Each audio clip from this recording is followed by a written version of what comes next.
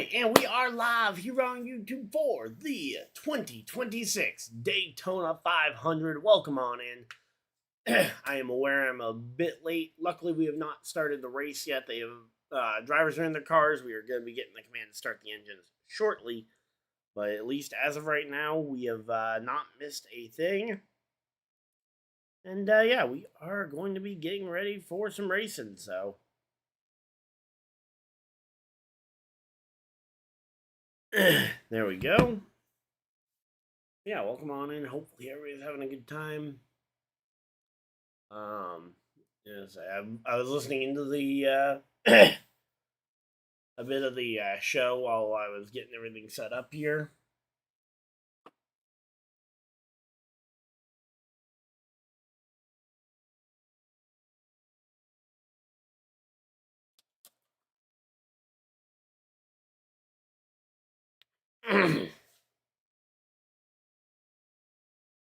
Alright, so there we go. Again, we're just chilling out here. Again, race was moved up about an hour in time, specifically because of the upcoming rain that is rain and thunder that are coming this afternoon / evening. It looks like it'll be hitting about 5:30 tonight. So if we get this thing going on schedule, which again it looks like we are set to be on schedule, we should be able to be racing here pretty close to perfectly on time. So welcome on in. Hopefully everybody's having a good time.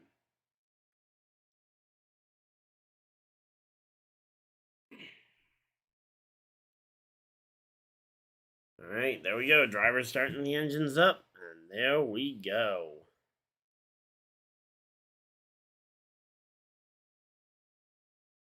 Got my lineup set. Not sure how many other people were going to remember to have gotten their lineup set, just because it is first race of the year.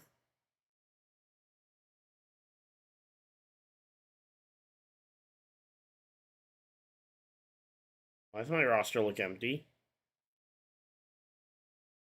Oh, there we go. Alright, so yeah, we got our roster up. Okay, the race is not started yet, so... Okay, they have another, about 8 minutes to get everything set up. Alright, yeah, we are here and ready for this one.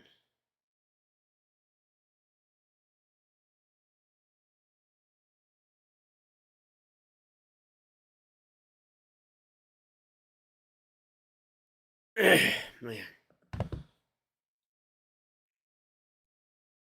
Alright, I'm gonna go get some water just because I'm gonna need it if I'm gonna be talking for 4 hours straight, possibly. So, again, I will be back in like 2 minutes tops.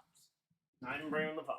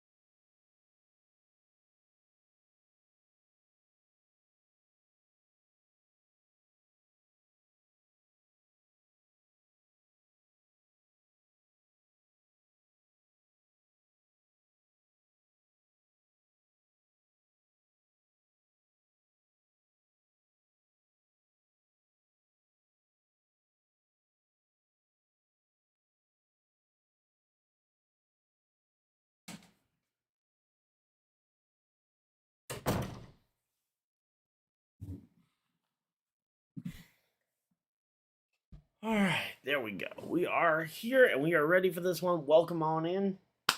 It is Daytona 500 time. Let's go. Oh, man. All right, there we go.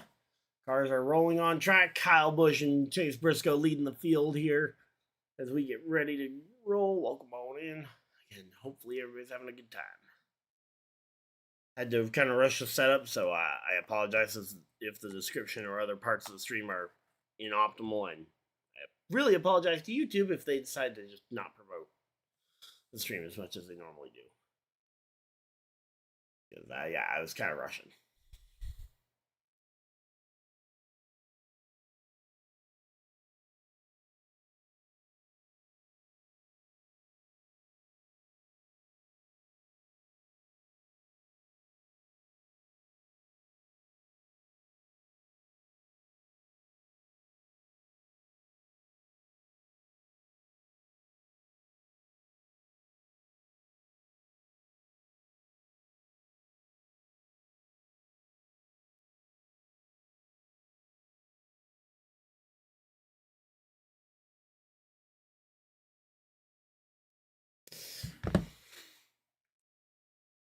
Alright, so there we go.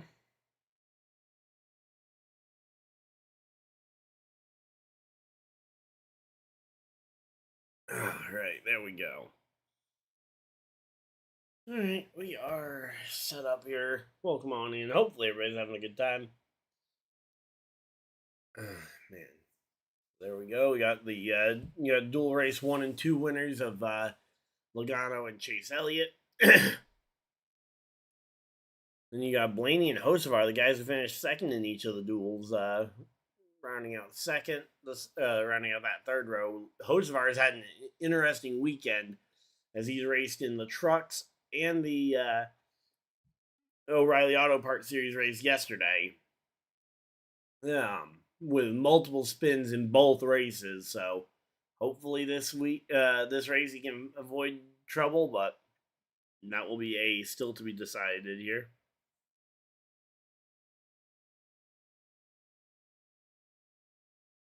All right, there we go.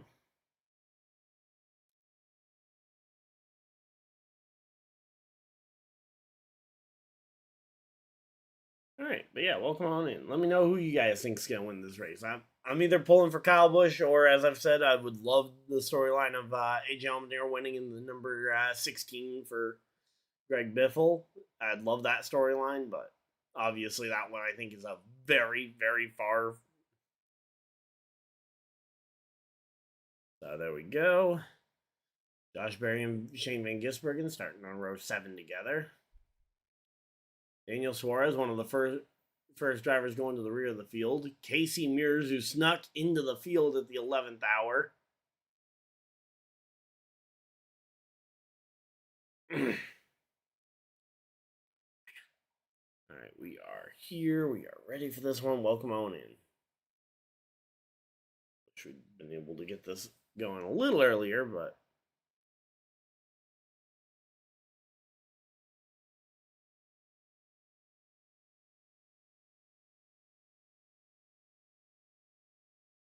there we go. Hey, Dave, how's it going? Let's go racing. Yes, let's go.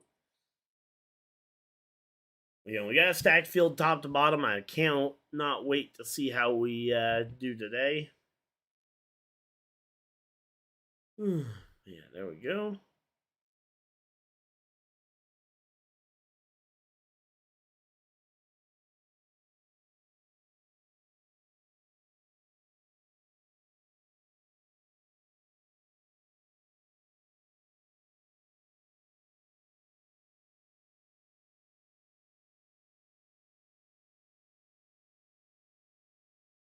Alright, there we go. Allmendinger rolling off from the 18th row. Wow, I didn't realize just how far back he was starting. And BJ McLeod, who snuck in at the 12th hour, sneaking into the literally sneaking into the Daytona 500 on virtue of a post-race technical infraction on the 62 of Anthony Alfredo's car. So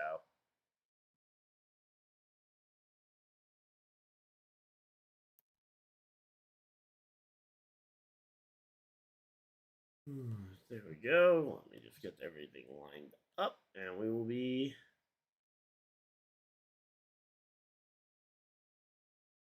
flag racing here. There we go.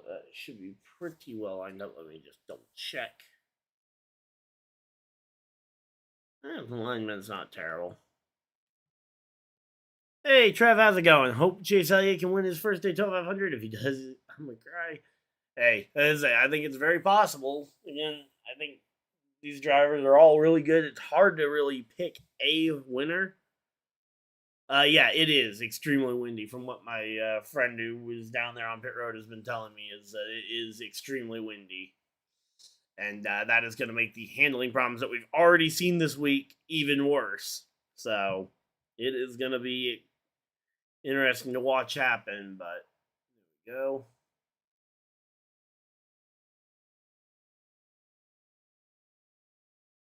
As they're showing the difference between the first car and a draft versus like the seventh car in a draft, saving fuel. What do you think about Kyle Busch getting the pole? I'm absolutely stoked about that. I love. You guys know I'm a big Kyle Busch fan. I love seeing Kyle Busch running well, and if he can go ahead and get this going.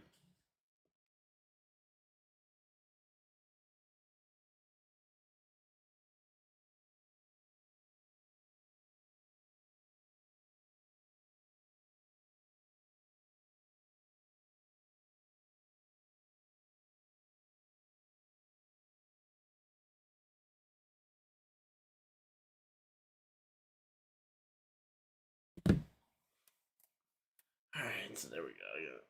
But yeah, I'm excited though. Again, Kyle Busch being on the pole position doesn't exactly give me a ton of confidence because so rarely does the pole winner. In fact, a friend of mine, we were talking about this last night. The last time a pole winner won the Daytona 500 was all the way back in the year 2000 with Dale Jarrett. So anyone but Logano, hey, I'm for that. That is not a bad idea to me. And then my logical pick and my race picks pick for the week is Ryan Blaney. I would love to see us keep this streak of Ryan winners going. Almost had it last night in the O'Reilly Auto Parts Series when Ryan Sieg came up third at the season opener for the O'Reilly Auto Parts Series last night. Which that was a fun stream. Hopefully you guys enjoyed that.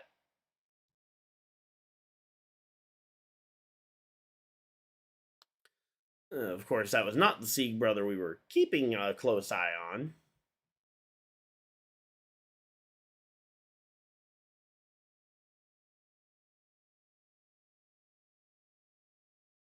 Alright, so there we go. Again, we're just chilling out here. Hopefully everybody's having a good time. Alright, we're okay.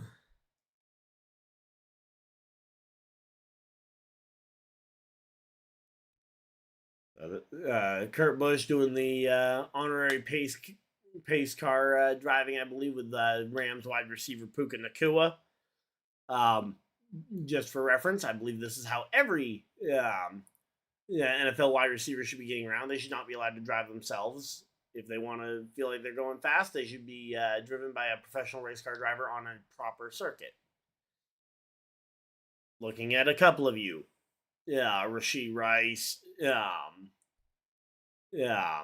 Ayuk, whoever the Vikings number 2 guy is there.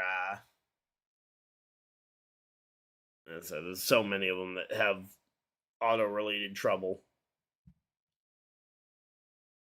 Luckily, the Saints wide receivers don't have a whole lot of car trouble anymore.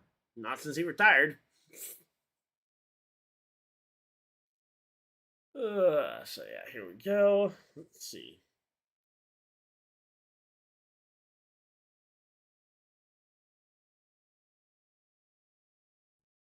All right, let's just double check the weather radar here as we're getting ready. There and oh look, they've got little characters from The Simpsons there. All right, here we go. Pace car is off. Field in the hands of Kyle Busch Chase Briscoe.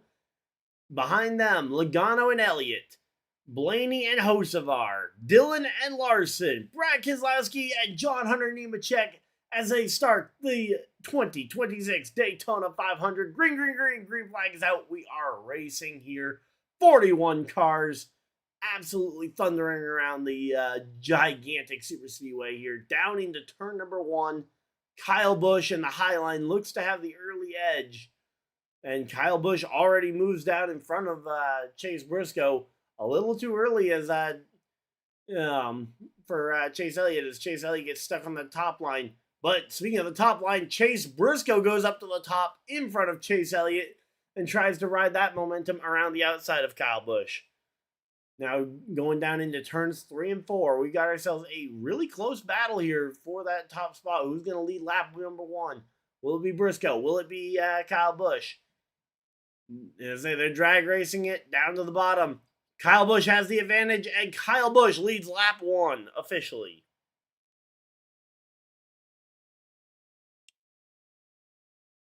All right, so there we go. Kyle Busch able to lead lap 1. We already have a third lane forming, though, about 6 cars back here.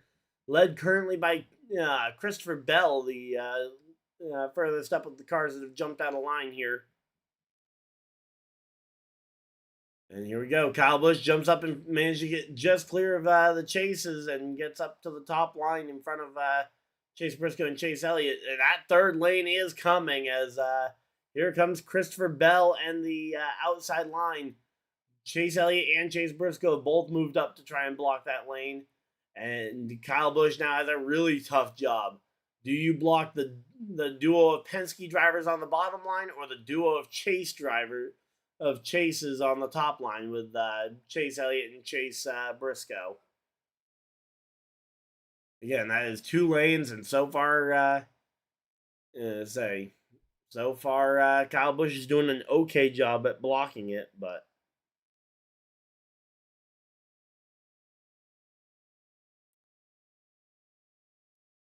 all right. So again, right now, Kyle Busch hanging on to that lead spot, but again, you have 3 wide behind him. It is very hard to block 3 lanes reliably. So it's going to be about picking. It's going to be about choosing. Here comes Brad Keselowski on a broken leg, getting up to the back bumper of longtime rival Kyle Busch. And Brad Keselowski kind of came out of nowhere here. I don't know where he came from, but say him, Nemechek, and SVG, it looks like maybe on the very bottom, just push their way to the front on the extreme bottom of the racetrack. And now you've got, again, 2 lanes of cars plus Nemechek and SVG at the very bottom. Yeah, 3 wide, not too far back from Kyle Busch, but for the most part, it is a 2-car battle here. And as I say that bottom line actually takes control. Here comes John Hunter Nemechek to the lead of the Daytona 500. John Hunter Nemechek is about to take the first lead change here on lap number 4 as they cross the gigantic, as they cross it in front of the gigantic front stretch here. JHN, John Hunter Nemechek, leads, the first non-Kyle Busch driver to lead a lap here at the 500. Now it is John Hunter Nemechek, Kyle Busch, SVG, the front 3. A great run from those guys at the extreme bottom. And the fact they did it with significantly less cars than everybody else, that is impressive here. And here we go, as we're lined up, doubling up here at the very top of the racetrack. Again, leaving that extreme bottom open. And BJ McLeod goes around. Around goes the 78 of BJ McLeod. A couple of different, a bunch of different roof flaps there. And Casey Mears, the other open car who raced his way in. Both cars with damage in the early going here. Both open cars that raced their way in.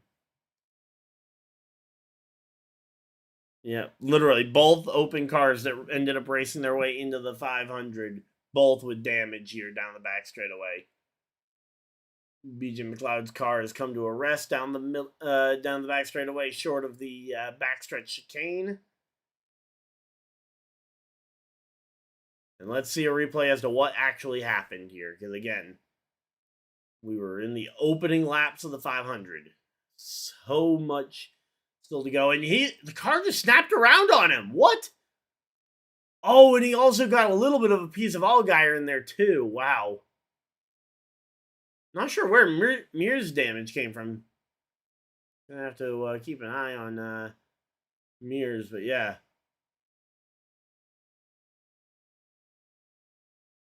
Yeah, not really sure what happened there. He just kind of snapped around.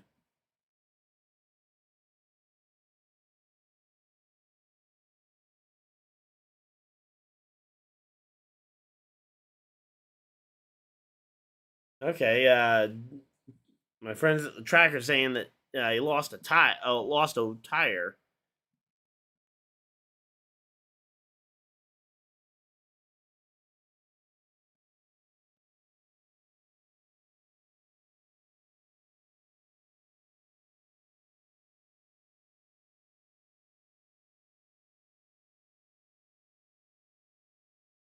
Yeah, it looked like a tire. I'm wondering how that happens when you had all the time in the world to go ahead and torque the nuts tight, the lug nuts tight.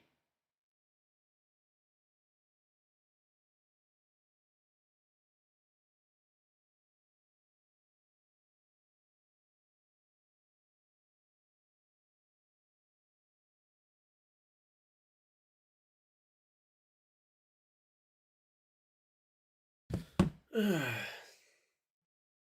I mean, we haven't had a pit stop yet, so there's been no high speed tire change to where they had to try and do something.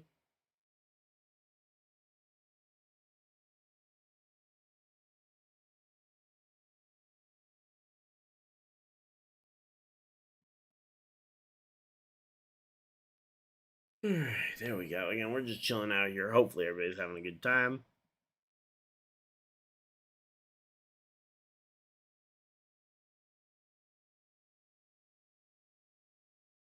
Alright, so again, they're a commercial break. We are hopefully going to be back. Yep, they're coming back from commercial break right now, and we will be figuring out where everybody has ended up here.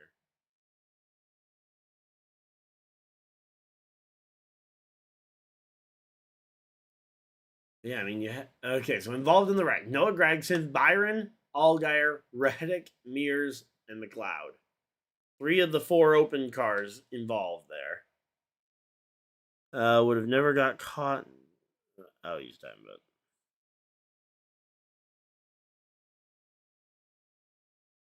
I bet he's talking about something else. He was responding to my thing about the lug nuts, but nope. All right, so there's William Byron already on pit road with the hood up, looking to try and make some adjustments here, and we're gonna have to hope that we can see something. So let's see on the replay what happened to. Oh, and Corey Heim was right there too. Wow, literally in one fell swoop, you could have taken out almost every. Yeah, Corey Heim, one of the first people to avoid, and the only open car to avoid the situation, unless you want to count Jimmy Johnson, who was a bit further back.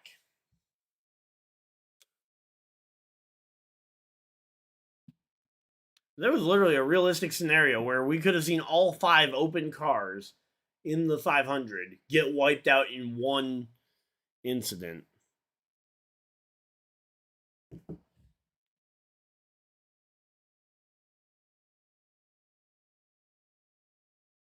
Okay, so it wasn't a loose wheel. The wheel hub was on fire and it caused the tire to blow. So it was a blown tire, not a loose wheel. So that was what I was heard initially. So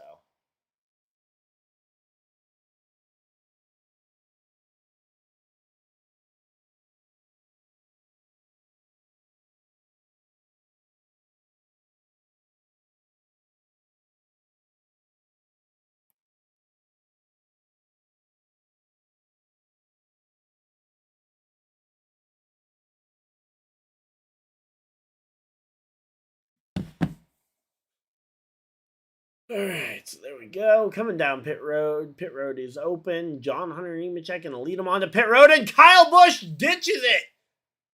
Kyle Busch opts to do the opposite from everybody else.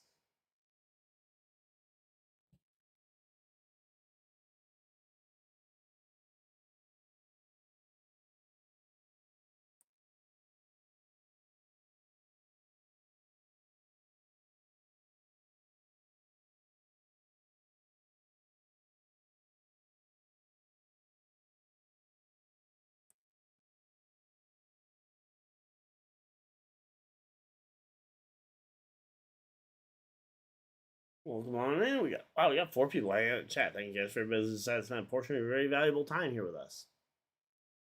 All right, so Logano wins the race off pit road. Nemechek second. Chase Briscoe will come out third.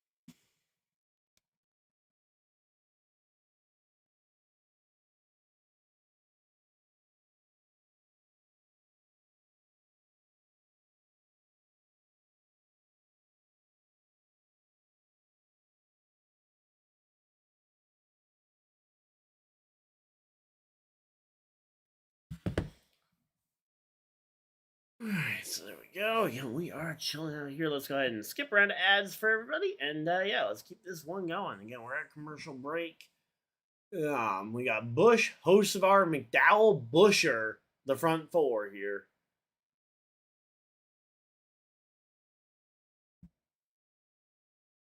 So, front 4 drivers all set up here. And we got another wave of guys coming down pit road, and that is basically everybody but Kyle Busch. It looks like. That looks like that is Hocevar, McDowell, Briscoe, and Bubba Wallace coming down pit road right now. So we're gonna have to wait and see, but it looks like we might have a very different, we might have a very interesting restart grid when we go back racing here. Again, 65 laps in the stage. You're not in any sort of fuel window to make it to the end on this pit stop. So I really don't understand too much about what pitting here for gas really does for you outside of you're deeper into the window with the rest of the field.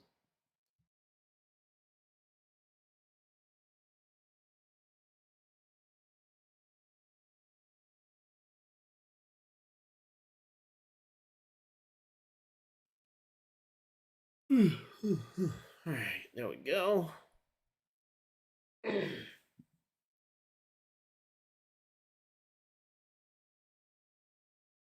Dominic, how's it going? Sorry for being late. Yeah, no worries. We're all still here. Well, except for BJ McLeod.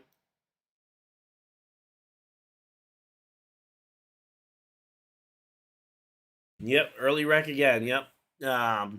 Say there was the wheel hub of BJ McLeod's car was on fire, led to a tire being cut down, knocking himself out of the race, along, or at least what looks like he might be out of the race, along with damage to guys like Allgaier, Casey Mears, William Byron, and others. Yep. So, again, we got the front 5 have all stayed out. We got Kyle Busch, Chastain, Cody Ware, Jimmy Johnson, Ricky Stenhouse Jr. All have stayed out. Justin Allgaier, who pit at lap 6, is now up to the 6th position here. I would imagine that he should be further back than that because I can't imagine he made it to pit road. He was in the middle of the wreck. I'm kind of surprised they're saying that. Oh, yeah, no, never mind. They're going ahead and readjusting it. Chastain and Stenhouse, it looks like, coming for fuel. Yep, there's a bunch of other people getting last minute gas and goes there. Corey Heim, Kyle Larson, Allgaier, a bunch of other people making that one. I was gonna say, yeah, there's no way Allgaier made it to pit road after being involved in the wreck before they threw the yellow. Which, the yellow, for anyone.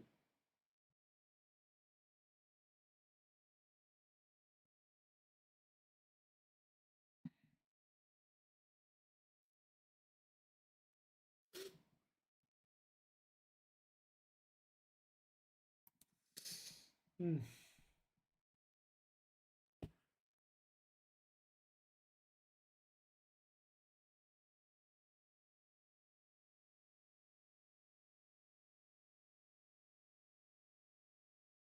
All right, here we go. They're doubled up, ready to go back racing, and now it is Kyle Busch and Joey Logano at the front of the field. Again, Kyle Busch, the only driver who has not come for fuel, as we are now 11 laps into this first stage. Again, you're still not close enough to be able to make it on fuel, so I don't really know what the strategy is here if you are one of these drivers. Yep, Kyle Busch, the only driver to not come down pit road during that caution period. I say, is it going to be a genius move or a terrible decision here by Kyle Busch and team? You have to wait and see, but it is a long single file line there at the back. As we get ready to go back racing, pit East cars off, field in the hands of Kyle Busch and Logano. Green flags out. We are back to racing.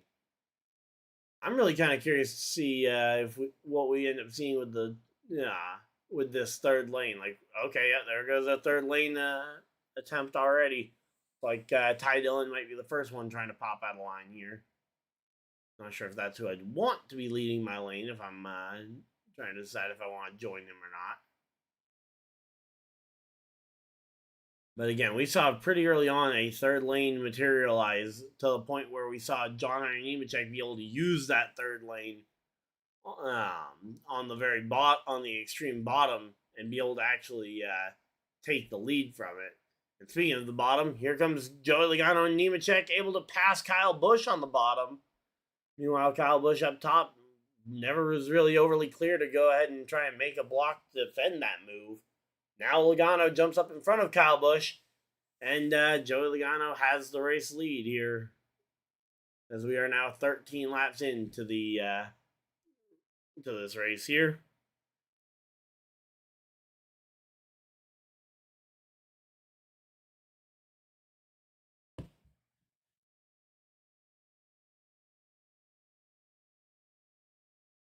All right, so again, Kyle Busch versus Logano. As I say, a tale as old as these two are. These two have been battling for many years. At one point, I believe they were actually teammates for a couple years, but they've been bitter rivals ever since Logano pretty much left for Penske. Only 4 cars on that bottom line, yet they are hanging tough with the outside line, which has kind of become the superior lane, it looks like. As there's next to nobody down there, which... Again, I don't know if I'm the leader here. I don't know. I think I'm choosing the bottom lane going forward, at least for the near future. Of course, sometimes track can change as we get later and later into the day. But as I say, I'm not so sure that I would be relying on that outside or the outside line to be good enough to hold up. So even now, Logano goes up to the top to block. Here comes a big run from John Hunter Nemechek to the inside. Now Nemechek's on the inside, and Logano can't get down there to block. And you've got a line of cars starting to appear on the bottom line. Okay, there we go. They're starting to get some support on the bottom.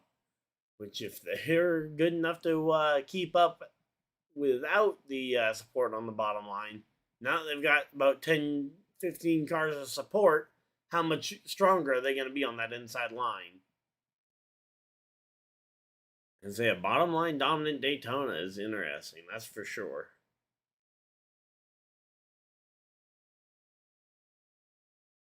Yeah, they're trying their best to go ahead and keep this one going, but it's just going to be a question of, okay, where is that first big, bold move going to be coming from? Because there's going to, throughout every Daytona 500 in history, there's always been some level of there's always been a couple of moves in every single race that are somewhat dumb and a little bit silly. And there we go. There's the Greg Biffle tribute lap as well, showing that number 16 car with the Greg Biffle's unique font there on the number 16. So yeah, there we go. But yeah, we are chilling out here. Hopefully everybody's having a good time.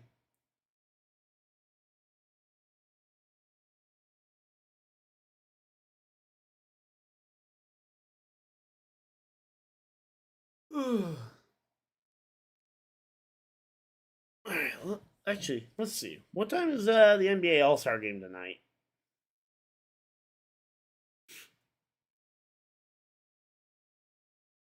Let's see.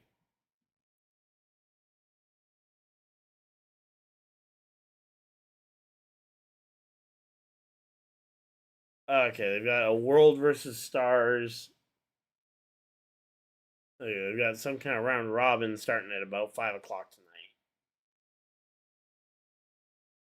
All-Star Championship round 7. Alright.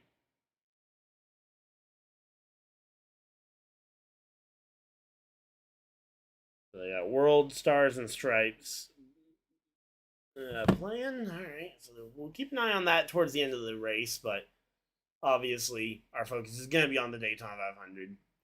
I was also trying to decide what I wanted to do later, but I might check that out. I'm not the biggest basketball fan in the world, but here we go.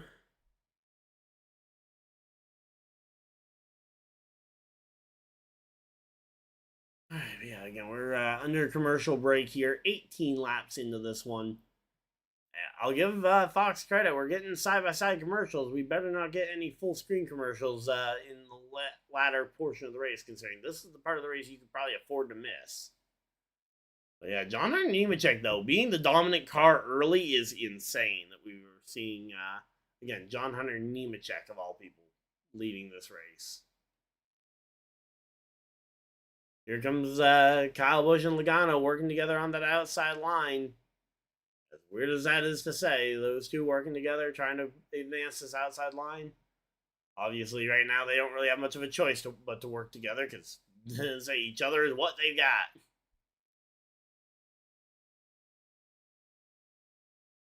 But again, at the moment, I'm gonna say that outside line is a pretty interesting one. Oh, but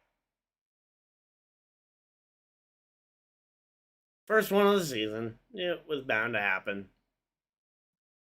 All right, but yeah, here we go.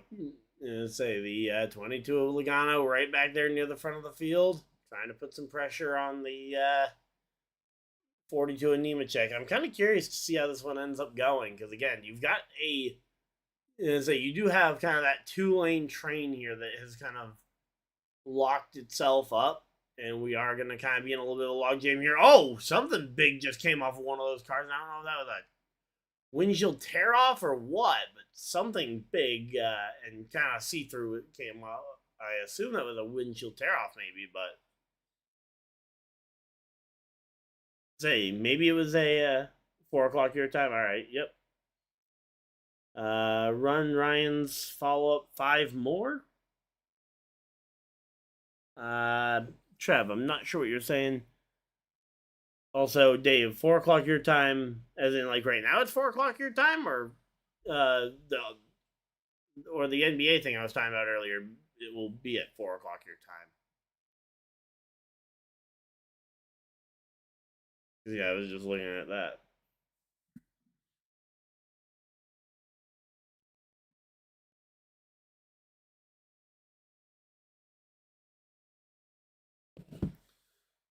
And so I guess it could have just been like a plastic tablecloth, maybe.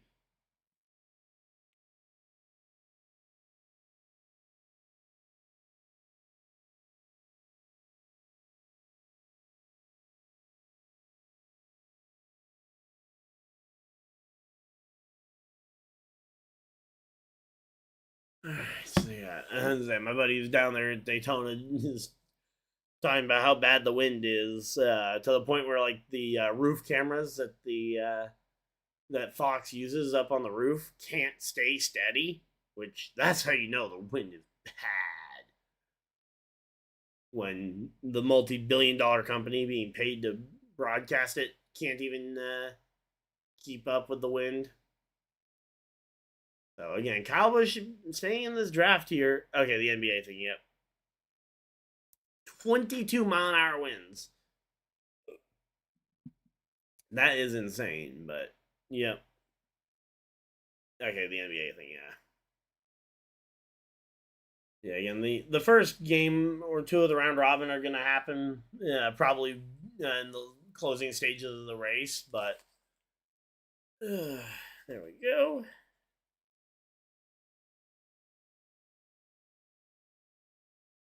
23 laps into this one, though, and again, John Hunter Nemechek versus Logano is not the battle I think anyone really expected we were going to have today.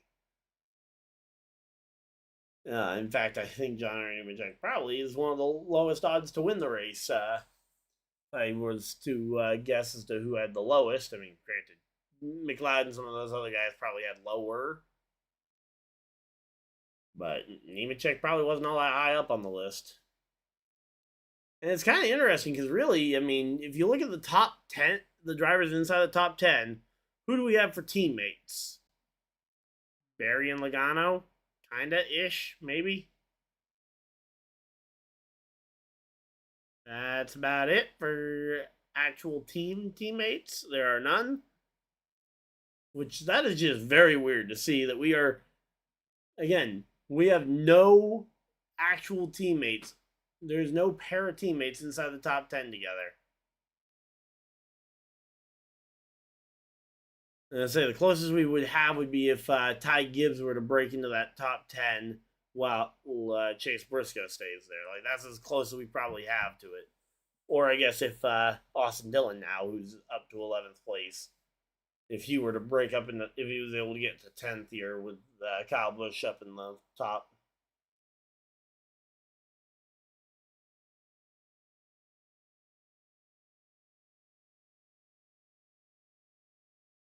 All right, so there we go. All right, we got Connor Zilich in his first Daytona 500 powering his way up towards the front of the field. Not all the way up there, but making his way up there slow and steady.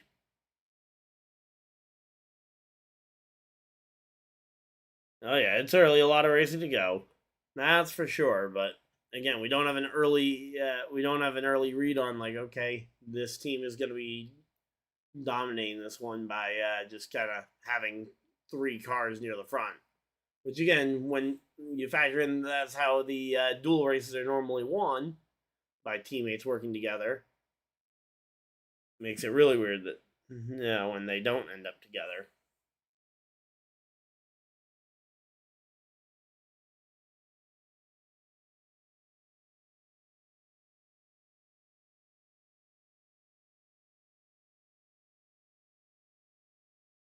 All right, so here we go. Again, we're just chilling out here. Hopefully, everybody's having a good time. We got 8 people hanging out in chat. Drop your guys' predictions. Who do you guys think's gonna win? You think Nemechek's gonna be able to hold on to this lead for the entire final 175 laps? Say who you think's gonna get it. Still early enough that I think it's still pretty much a complete toss-up.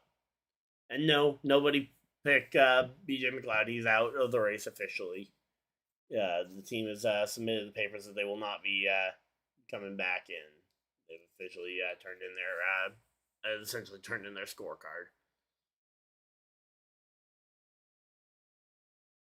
So again, we got an interesting field though going on here.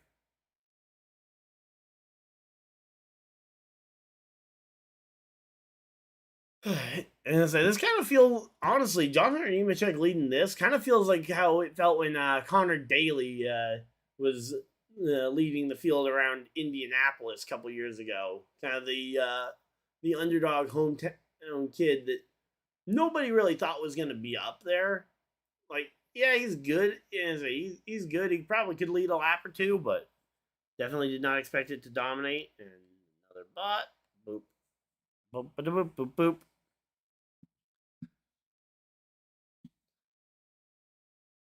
And say if the bots get too much, I might turn on subscriber only mode in the chat just to try and deal with them. But again, I don't want to do that just to try because I want to. I like the fact that just anybody who pops in here could chat along and say it. You only have to be subscribed for I think like a minute. It isn't too bad, but yeah, it's just I like to try and be as open to everybody as possible. So typically, I don't put on subscriber only chat, but that might be needed. No, I would never have picked John. I didn't even check to dominate. Yep. Well, so far he's leading quite a few laps. He's led 18 of. He's led the 18 of them so far. Meanwhile, Logano's led 4, and Kyle Busch led the first 7, I believe,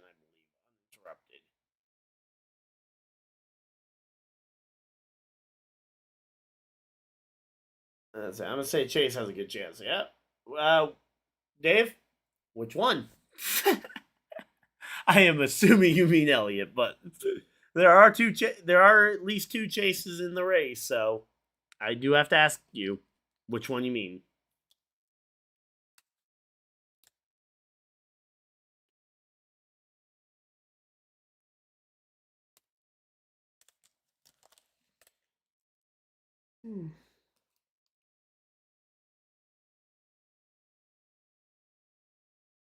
So they need to pit soon? Not really. And say the only one that might need to pit soon would be Kyle Busch. Chase Purdy. Now that's a pull. That's a pretty good pull there. I haven't heard his name in a couple of years.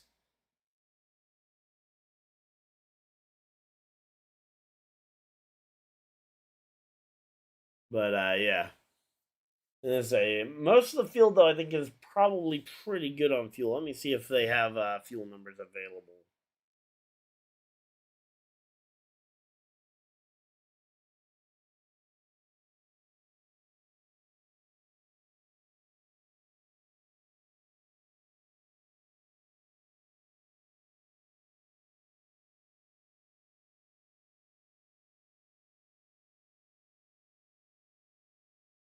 Yeah, again, a lot of them did pit on the first caution. Either one. Okay, fair enough. Okay,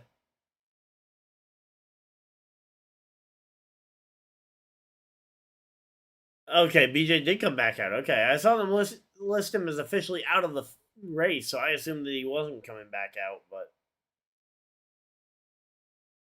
I say I could be wrong. Let me see.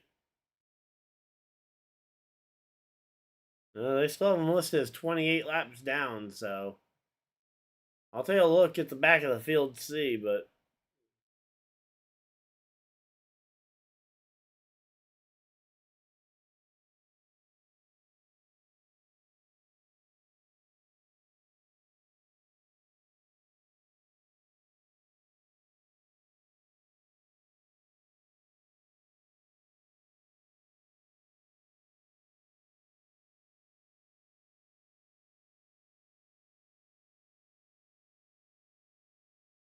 all right, here we go. Let's see. Again, he would be at the back of the field unless they were in the process of lapping him. Yeah, of course, Fox is only going to show me about the first several cars. Again, there are some. I don't know if there's any other completely black unsponsored cars, but granted, I'm not sure I see a car out there that's black and has no decals on it. You got lapped like a lap ago? Okay.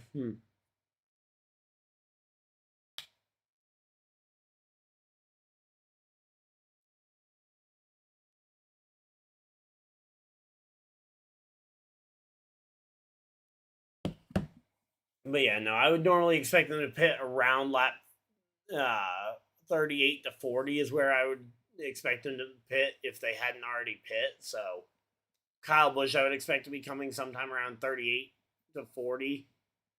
Now, the question is, does Kyle Busch have any friends? Let alone any friends actually on the racetrack. Any friends in general might be a big question, too. But, yeah.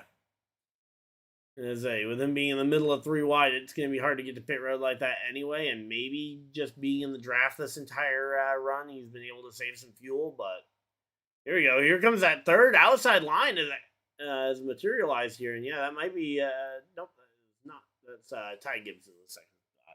Saw a black car, and then I saw the Monster Energy logo pop up out of line in there. So yeah, three wide. Everybody pretty much saving fuel here, trying to get through it. Briscoe and Ty Gibbs, though, have been able to jump up, take the lead for at least a moment. We'll have to see if they're able to claim it or not. And again, with Kyle Busch being in the middle of 3 wide, it's going to be a really rough go of it.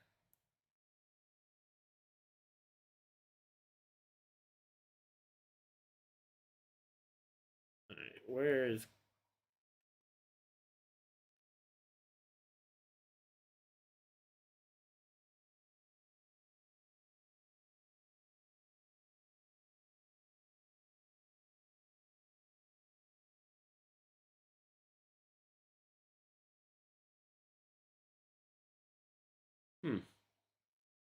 Alright, looks like they don't have a way. They don't have the old drop down menu I used to be able to do to pick up like their actual fuel gauges and stuff.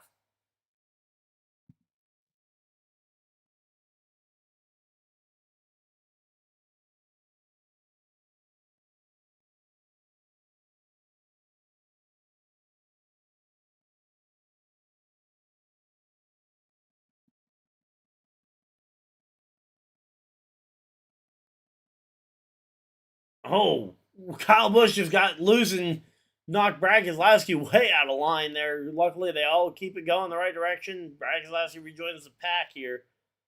And yeah, that is a big save there by Kyle Busch and Brad Keselowski.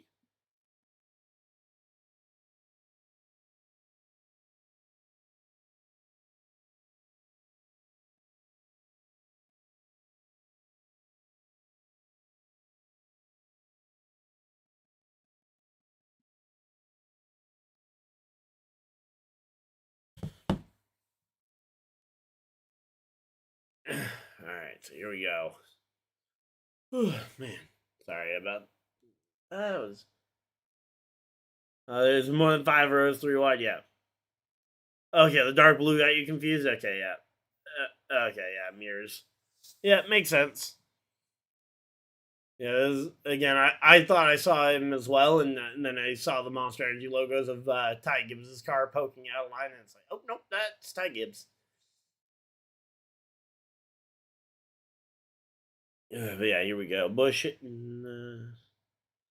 Well, I don't know if it was necessarily Bush not seeing him. I say that looked like Bush just got loose and didn't have control of his car for a moment.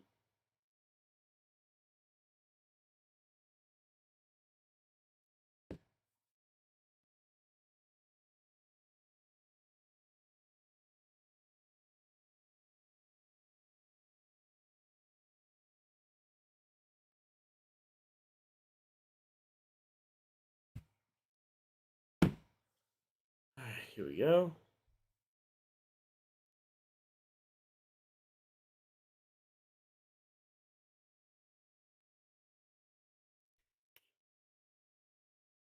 Oh, did he get a sponsor? Okay. I didn't see a sponsor on his car when he went around when he spun out earlier, but okay, I didn't think I saw a decal on his car when he went around there.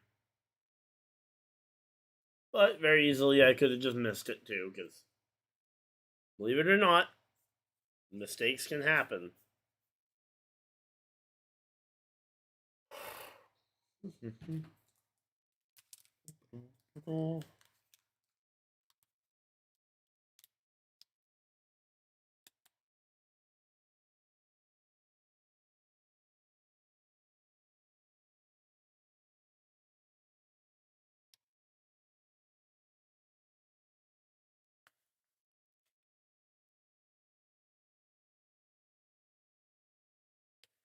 Alright, here we go. Let's see.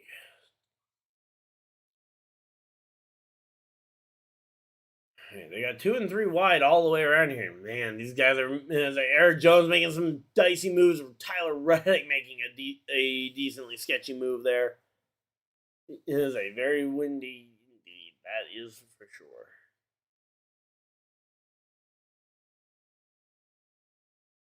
But yeah, a couple of guys up at the very top, though. You got Denny Hamlin and Austin Dillon linking up at the very top here. You got 3 Gibbs cars in the top 10. 3 Gibbs cars in the top 5, and all 4 Gibbs cars in the top 10. And you'd imagine that that'll lead to the 4 of them getting hooked up and trying to control this field here at some point. But that will have to be a judgment call made here at some point. We're hitting lap 41, so this is entering that window that I would start to expect that guys like Kyle Busch, well, I say guys like Kyle Busch, only Kyle Busch will be coming to pit road to go there. Oh, can say what you want. I got a good feeling about all the guys, about all the underdog guys. Okay, Trev, I tried reading that and I cannot. I don't know if I'm just misreading it, but let's see. I can say what you want, but I got a good feeling.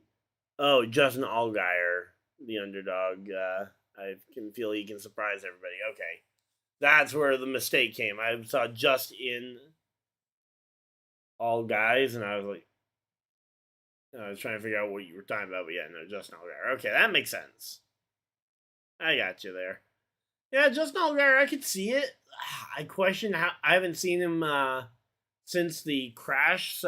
Since the crash where he did get a piece of it, so I don't know for sure as to what his car's been performing like since he licked the wall. Because a lick of the wall like that can do a lot of damage. Yep, we got the bots. We've been taking care of them. That's the third one.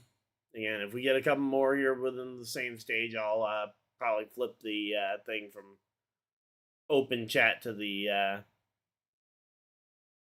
to a whatchamacallit, subscribers only mode, just to try and reduce the bots. An underdog wins. I'm picking legacy guys. Yeah, I mean, John Nemechek, hard to pick against him right now with how he's been driving here. But here we go, coming down the coming down this one. It's been a pretty good race so far, though. Again, I'm curious as to when Kyle Busch is going to be trying to come to pit road, though. Time's car sticks out so much. Yeah, it's such a unique shade of greenish yellow that, yeah, it definitely does stick out quite a bit.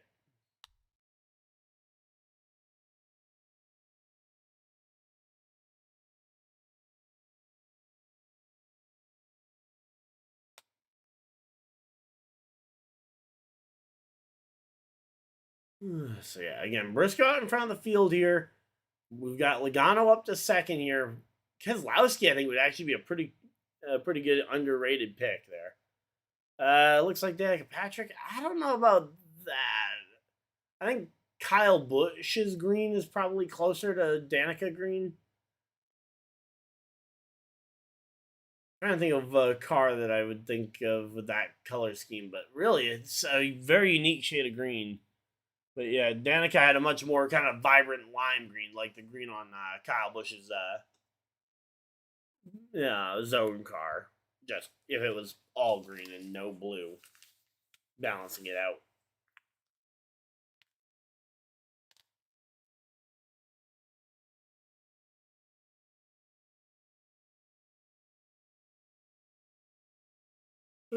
Here we go.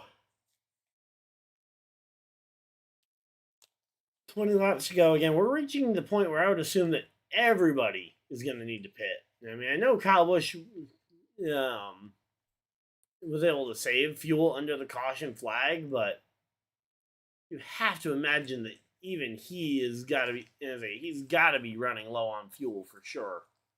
Allgaier back up in the top 10. Okay, there we go. Zane Smith.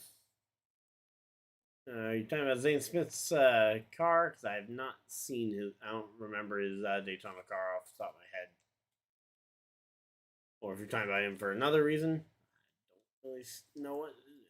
But yeah, again, right now, Kyle Busch back in 20th place right now, just going to be looking for a chance to try and jump to pit road. But again, you cannot do this alone. If you try and pit by yourself, you are going to you're going to get completely abandoned out here. Oh, Zane is the Speedy Cash colors. Yeah, that is a little bit close. That's pretty close to the Danica green. Yep. Yeah, I couldn't remember what sponsor he had on his car, so I was like, okay, is that another green car? But yeah, that one's pretty close to the Danica green again. If that thing was just green the entire way around.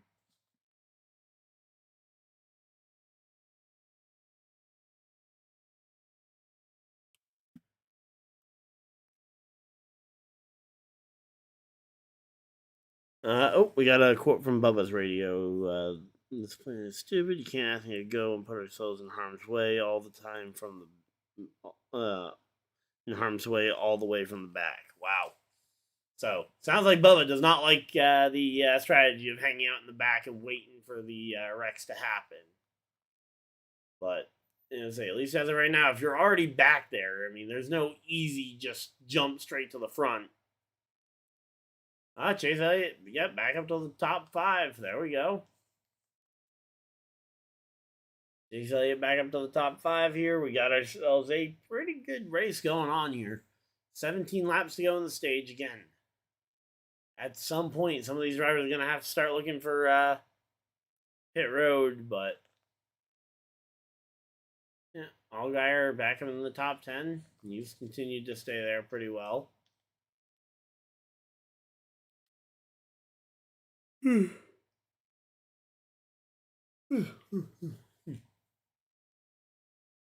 right, there we go. There we go.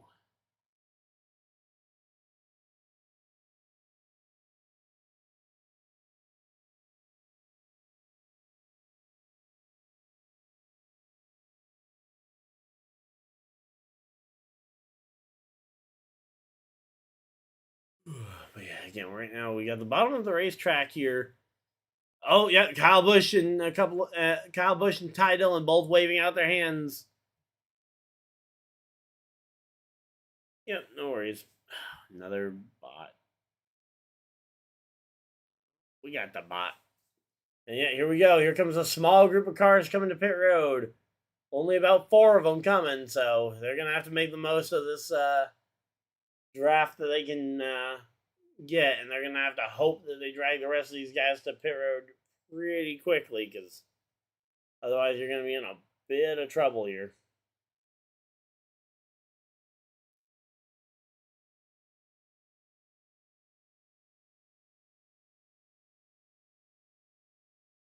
There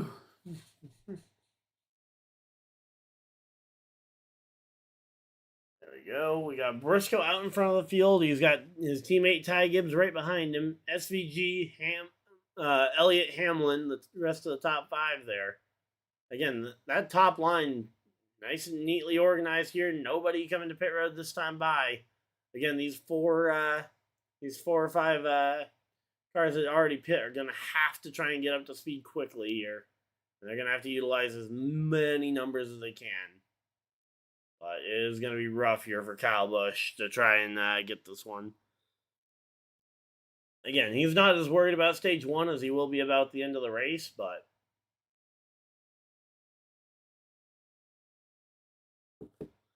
here we go. Let's see.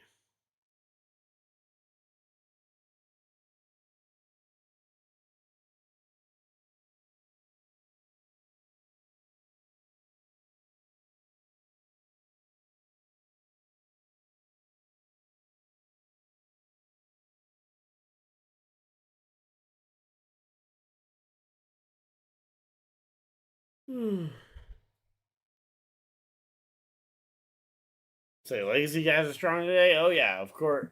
Say we've seen John Hunter Nemechek, Eric Jones hanging around, and I'm sure Jimmy Johnson's probably not too far back. But yeah, Eric Jones up in the top 10. We saw Nemechek earlier.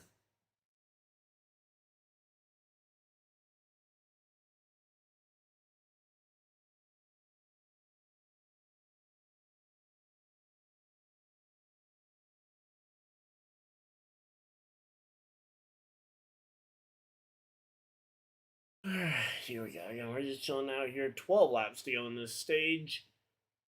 12 laps to go.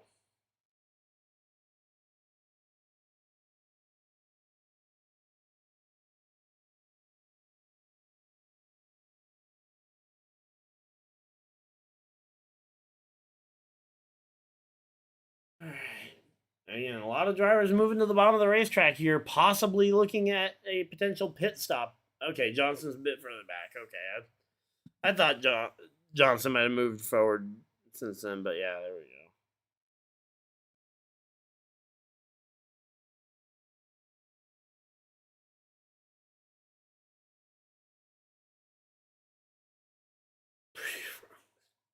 I don't know. Again, it's one of those things where Johnson also very easily could just be taking his time.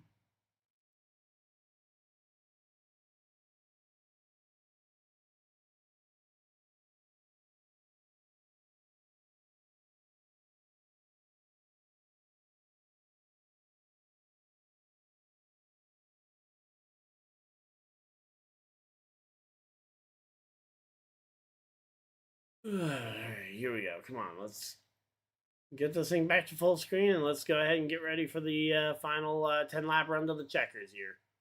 Again, I expect everybody's going to need to pit, but maybe they just stay out.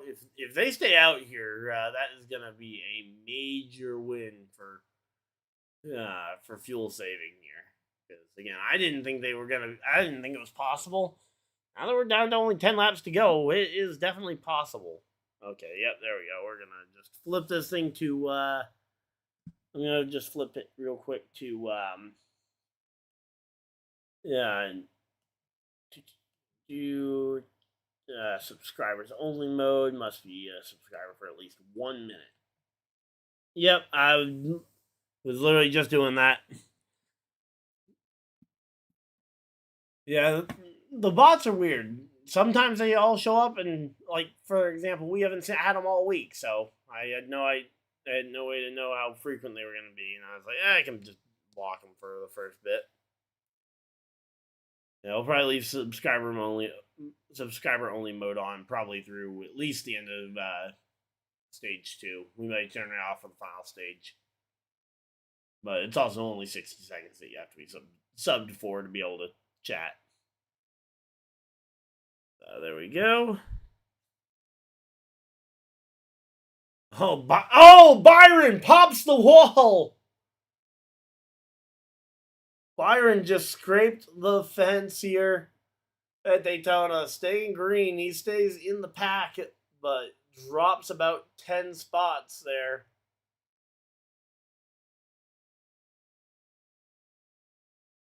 Yeah, well, again, they pop in almost all year round. I mean, you can go back to some of my streams last year. I was dealing with them too. I've dealt with them a lot. Every race stream, but yeah, again, contact there. Byron settles back in the 17th position here. Oh, wait. No, Jimmy. What happened to Jimmy? I haven't seen anything happen to Jimmy yet. What happened to Jimmy? All right, here we go. Coming down pit road. Okay. Bunch of drivers jumping into pit road. Not everybody, though. Chase Elliott and others staying on the racetrack here. 8 laps to go. Again, splitting up the pit strategy is kind of weird. And oh, yep, there's Jimmy. There goes Jimmy.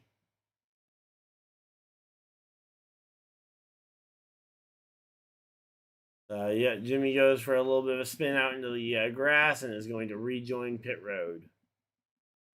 Yeah, again, YouTube TV, I'm always a little bit behind. If you want... Oh, I'm even further behind than normal. Give me 1 second. There we go. For some reason, I wasn't caught up to live there. I must have been dealing with some sort of buffer issue. But yeah. So here we go. Chase Elliott enters pit road along with a few other cars here. Yeah, no worries. Is a you guys want to try and pair up the stream with your with whatever you're watching on? Is that I could obviously make it more immersive for you. So far, though, Zane Smith out in front of the field, Cindric, Blaney, Gilliland, Bowman. Okay.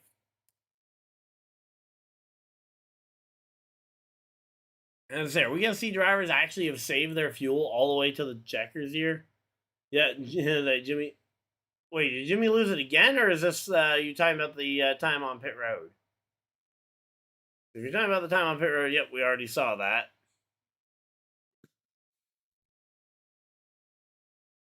Another time, have not seen a second instance of it yet.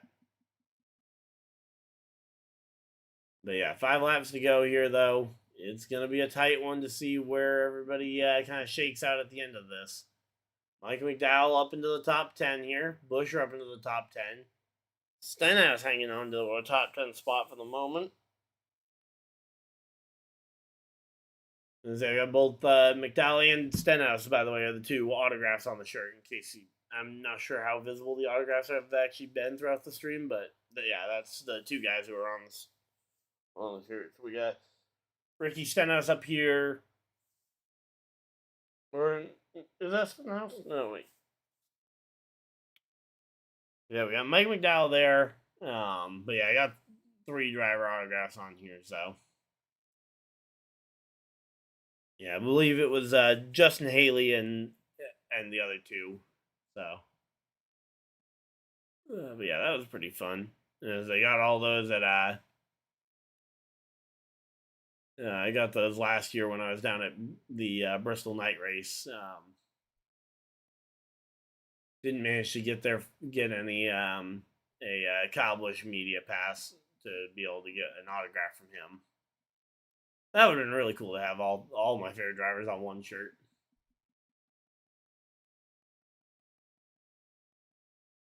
All right, but yeah, again, right now, kind of everything's starting to stabilize out here. Here comes Chase Elliott and Kyle Larson. 2 very fast Hendrick Chevys coming with a head of steam. But again, 3 laps to go. They're going to say at this point, I think they're committed. These guys are not pitting. Means these Fords and these few Chevy, they're all going to try and make it all the way. I'm going to say 12 drivers have stayed out from the 12 drivers have stayed out from the start of the from the restart there after pitting under that first caution period, making it all the way to the end of the stage. I didn't think it was possible, but right now it looks like we're about to see Zane Smith, Cindric, Blaney, Buescher, Priest, Gregson all pull this one off.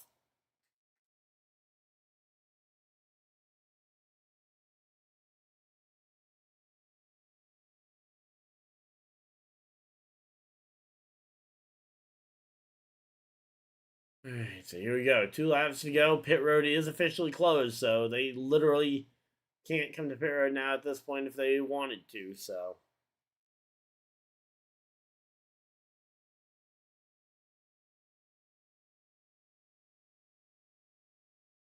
All right, Briscoe managed to make it up into the top 10 there, or up to 11th. Love the Biffle Fonts. Yeah, the Biffle Fonts have been a really fun thing all week long in Daytona. And so you got the 60, you got the 7. I think the 17, it looks almost entirely natural on the 17. I don't know if that's just because the 17 isn't is a fairly especially 7 is very different from the 6 font that we are, which I feel like is the most unique part about Biffle's number. Here we go. Here they come to lap Cody Ware as they come to the end of the stage. Zane Smith up in front of the field, and it's going to be Zane Smith winning the stage. Cindric second, Blaney third, Hocevar fourth, Buescher will round out your top 5. Suarez, McDowell, Priest, Bowman, and Noah Gragson rounding out your top 10. There we go. All right. So there we go.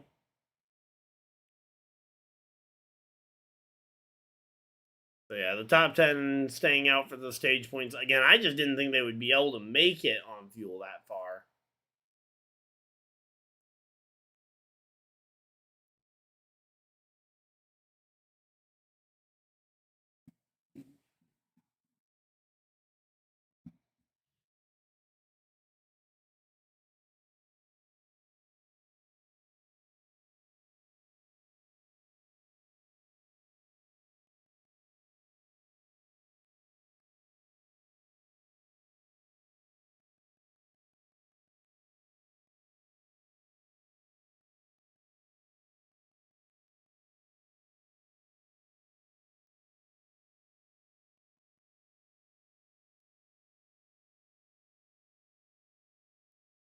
Alright, so there we go. The top 10 hung back and saved fuel, yeah.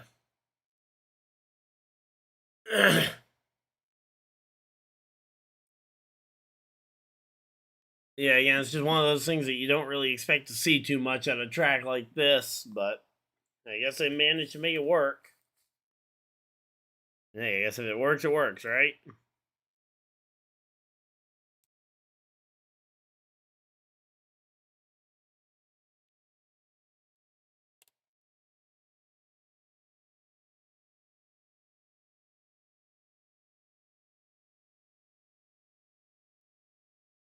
Alright, well, I'm gonna go see if I can get something, because I need something to eat. But I'll be right back, guys.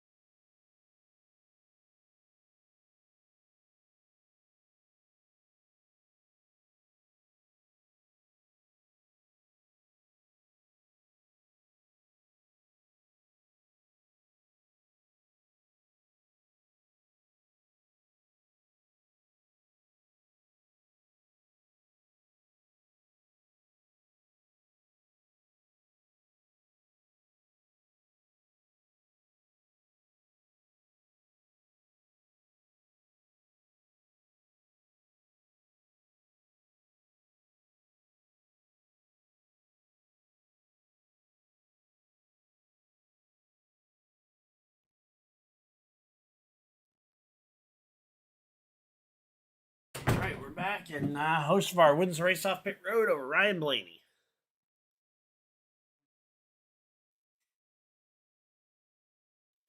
Alright, so there we go. We're back. Sorry about that. Just need to get something in my system.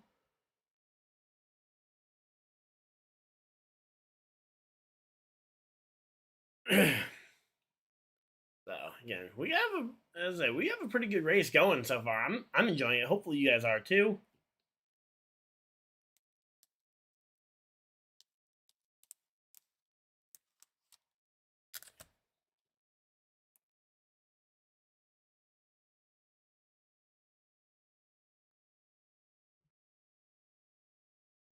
All right, there we go.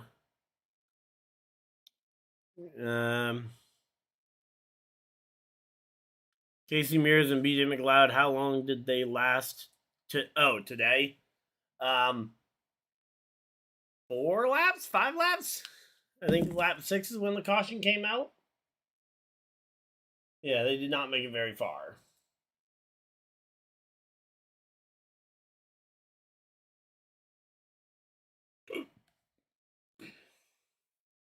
Yeah, the answer, not very far at all.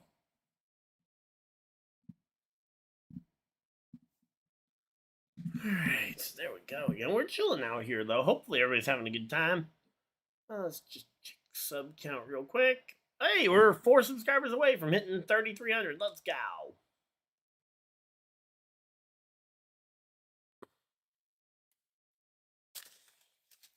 Can we? I think we can hit 30. I think we can get 33. I think we can hit 3,300 subscribers today. I don't see why we couldn't. I mean, it would only be 4 subscribers. We can find 4 people. There's probably, out of the 30 people in chat, there's probably 4 of you that are new here. But yeah, we are getting ready, though, for the, again, stage 2 here, another 65 laps, and then we'll have a 70 lap final stage.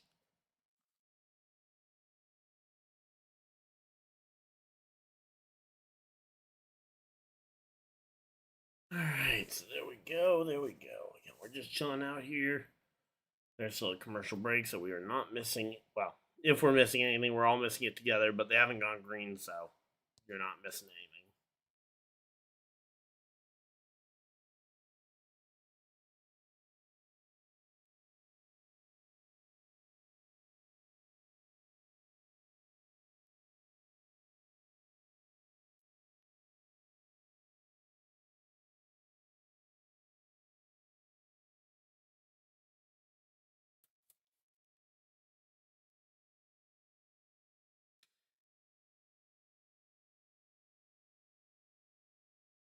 All right, we're back from commercial break, and yeah, they're showing off some of the. Okay, yeah, I saw that McLeod did have some decals on there.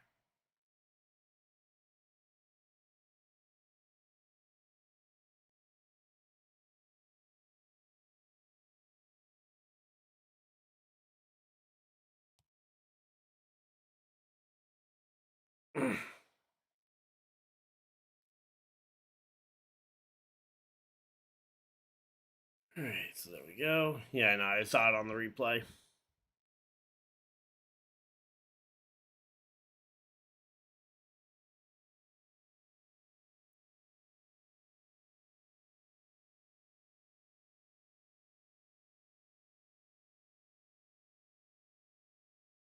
All right, here we go. Yeah, we're just chilling out here. Hopefully, everybody's having a good time.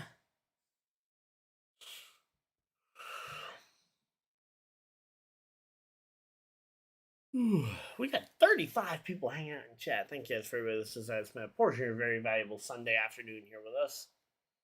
As they're going to show us what happened with John Hunter Nemechek. Something happened. Let's see. He comes in. Oh, yep. He slides it into his pit box. BJ McLeod, he was involved in the very first crash of the day. He's double-digit laps down at least at this point.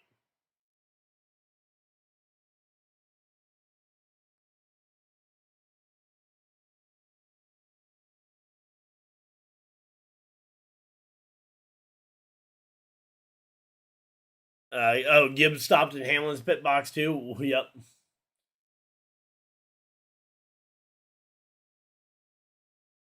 Yeah, again, a lot of things happening here. Bob Pockris um is a just tweeted out that rain is a weather looks good that we'll get to halfway. The question is, will we get much further than that? And that is where the worry will start to come in here.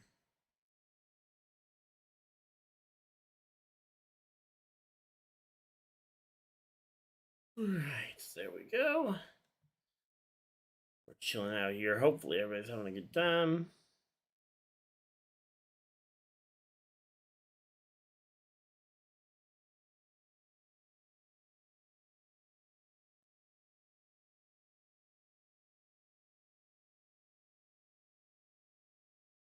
All right, so here we go. Green flags out. We are back to racing. Cindric and Blaney at the front row. So we got two Penske teammates out in front of the field.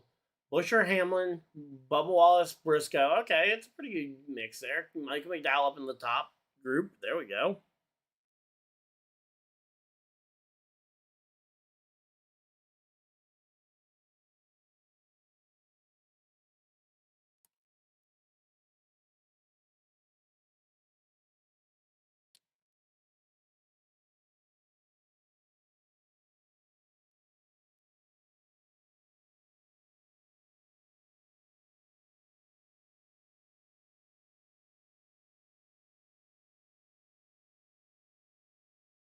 All right, so there we go. Again, we're just chilling out here. Again, Cindric and Blaney have worked their way up to the top of the racetrack together here. Well, at least if we get halfway this time, they can call the race pretty easily and just call it a day officially rather than leaving us stuck here waiting.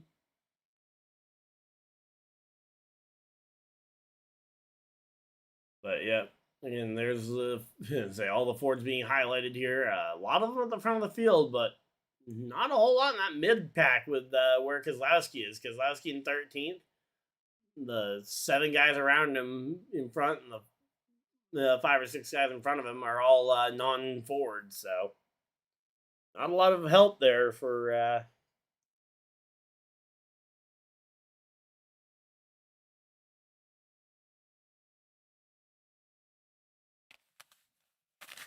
all right, so there we go. We got Denny Hamlin doing a good job of trying to get up there. He's got a push here from Bubba Wallace. Hopefully get halfway. I want to sleep tonight. Yeah. Yeah, I mean halfway. They're pretty much. They're pretty close to there already. I mean, they're only about 20. They are 25 laps away from halfway. So they should easily make it to halfway.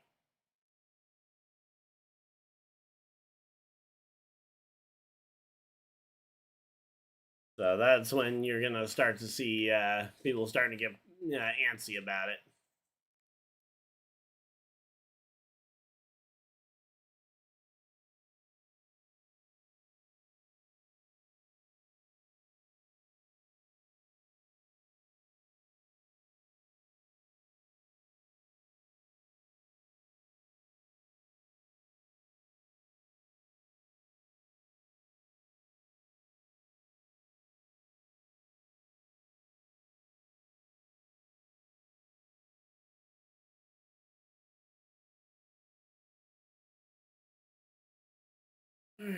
Here we go. Yeah, we're just chilling out here. Hopefully, everybody's having a good time. Let's see. Just got one thing I want to check real quick, and we're doing pretty good though so far.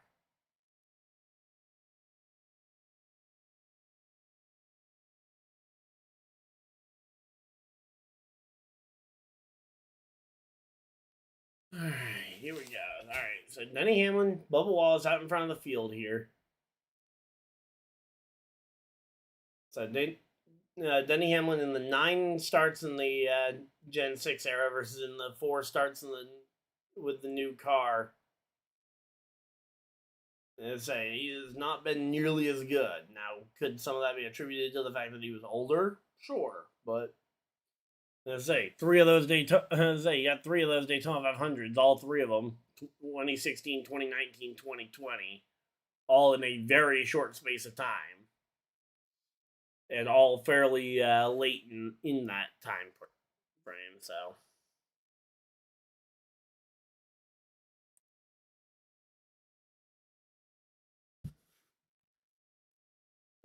Boy. Yeah, one of our guys who's a little bit new to NASCAR just said, let's hope for some clean all out racing. All out, by definition, is not going to be clean.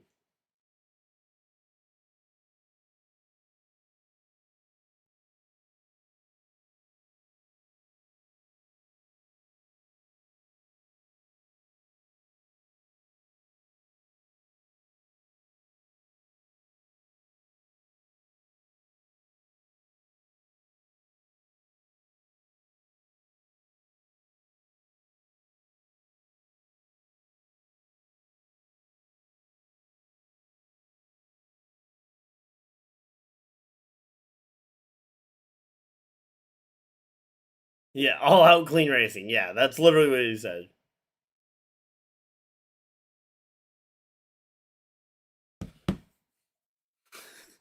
Crash lap 6.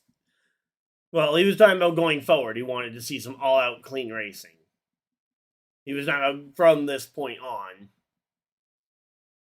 But yeah, we are 20 laps away from halfway. 20 laps away from hitting that halfway mark. And Bubba Wallace and Denny Hamlin at the front of the field. Tyler Reddick up there as well. So we got three 2311 representatives in the mix. Not a whole lot of other Toyotas being featured, though.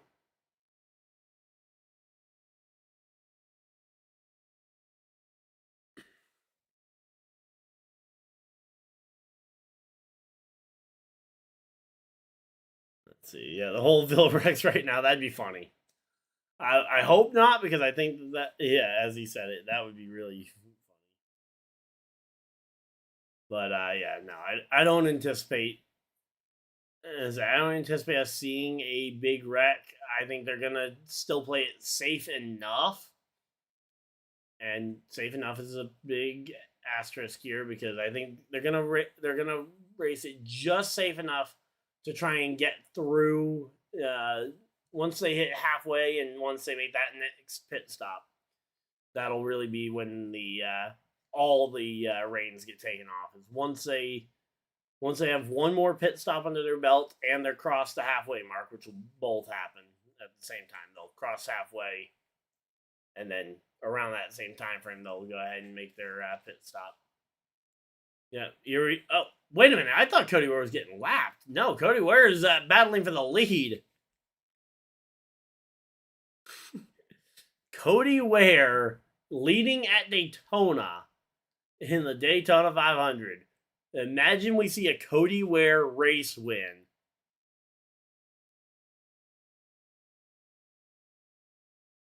A Cody Ware race win would be insane.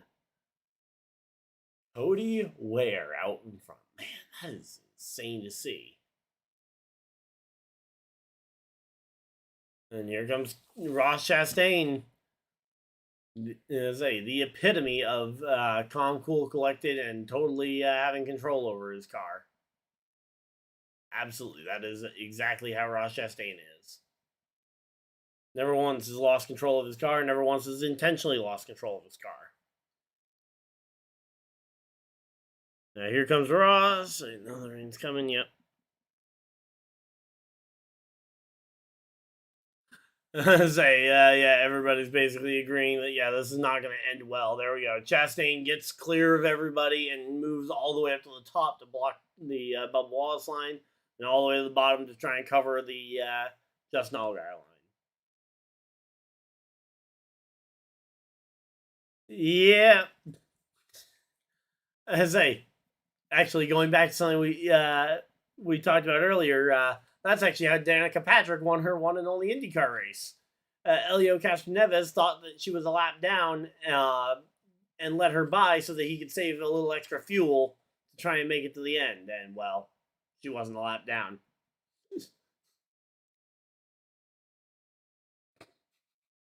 That is literally the story of how Danica Patrick won her one and only IndyCar race in her career.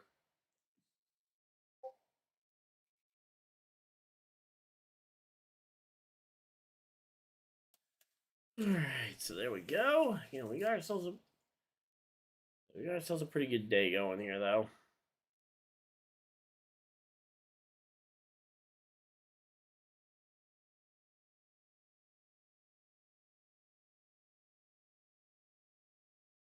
Oh, we got another thing. Okay, what is that? Oh, lightning strike map. Okay. The lightning strikes are all fairly north and west here. I need to mute this Discord thing. Yeah, here we go. Again, here comes Justin Allgaier, the junior motorsport team, jumping out to the front here for a minute. And with him comes Connor Zilic, Cup Series Rookie of the Year here, as he is the only full-time rookie in the Cup Series. There we go. Again, a lot of the weather looks like it's to the north and east, but here we go. Uh-oh. All right, I see the... we're not going to be staying green for much longer here. Let's see. It's like Justin Allgaier, 39 years old, out in front of the field at Daytona International Speedway. Again, we are 15 laps away from halfway. 15 laps short of halfway. Here comes Ty Dillon. Big push coming. Ty Dillon to the race lead. Let's go. Ty Dillon jumps out ahead, gets up to the top to try and block. Ooh. Oh, yep, there it goes. There goes. Oh, no. Somebody came back up into the field. Uh-oh. This is going to be a big one. We're going to have a lot of crash damage and a lot of angles to look at after this one. Yeah, Elio moved over for. Yep.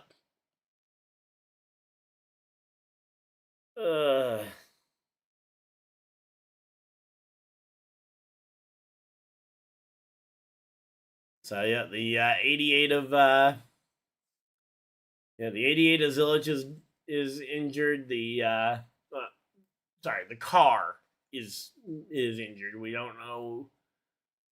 Looks like he's just needing a push to get out of the dirt. We saw Briscoe involved in that one, along with a couple of other drivers who will have to get caught up here.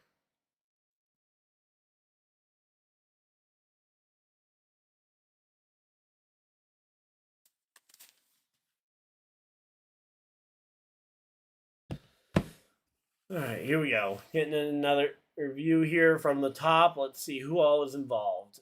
So yeah, Cody Ware bounces off of Ross Chastain was the big one, and then somebody comes back up and just swerves into everybody.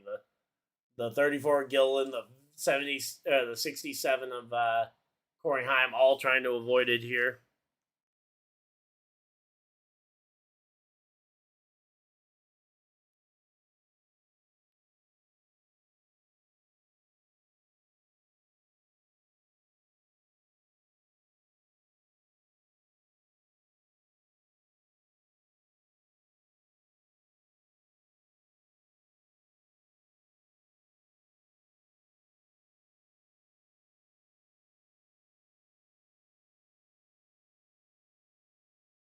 All right, so there we go. Yeah, Heim did do a pretty good job slowing down. He probably still has some damage on the front end, but given the position of his car, he should have had a lot worse, so...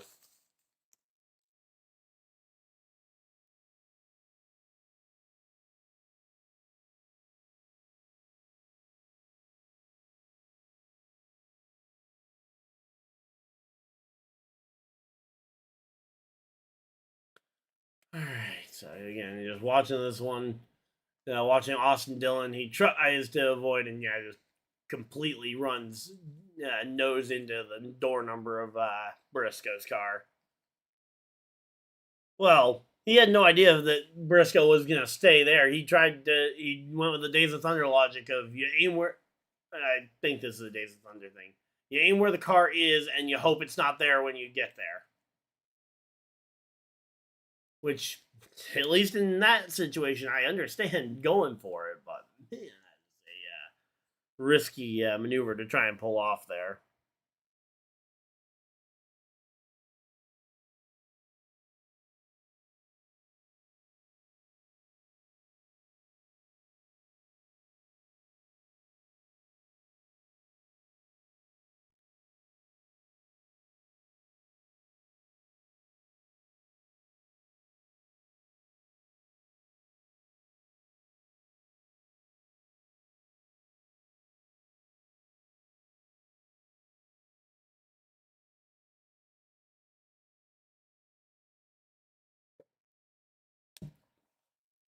All right, here we go. We're chilling out here.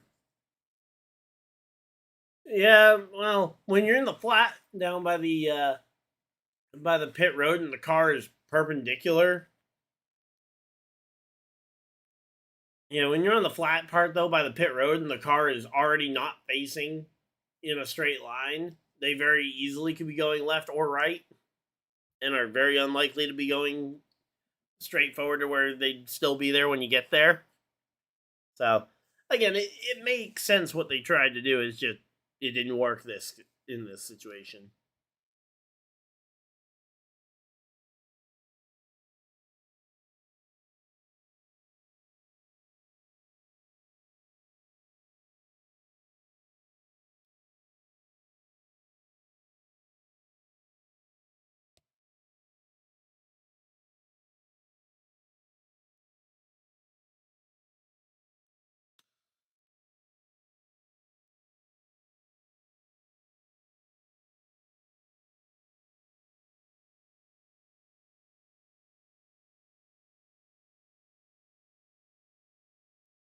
All right, so again, we're at commercial break. You're not missing a thing. Currently under commercial break or under caution flag for a multi-car incident here.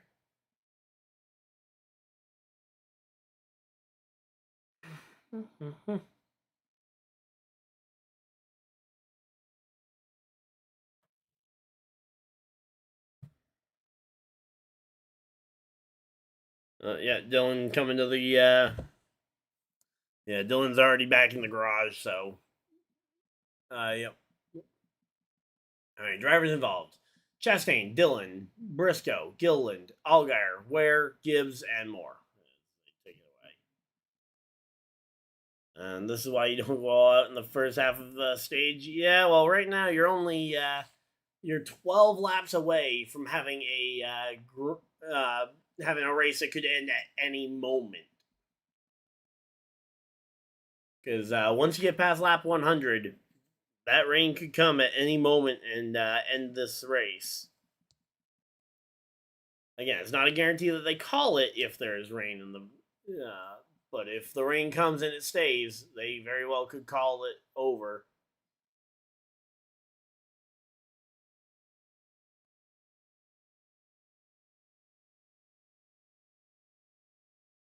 Alright, so there we go. We're just chilling out here. Hopefully everybody's having a good time.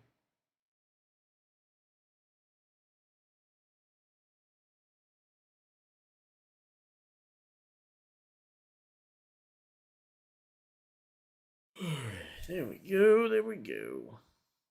Justin Allgaier currently leading over Cody Ware in the Daytona 500. So it's after either the first two stages or halfway, whichever comes first. So if stage two it almost never happens, but if stage two wraps up before halfway, that makes it official. If they reach halfway before the end of stage two, and then the race is called, so it is either or.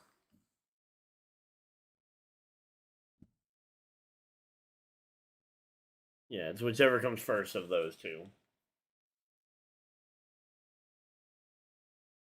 So yeah, if both stages do wrap up before you get to halfway, Dylan Briscoe Zilich with significant damage there. Yep.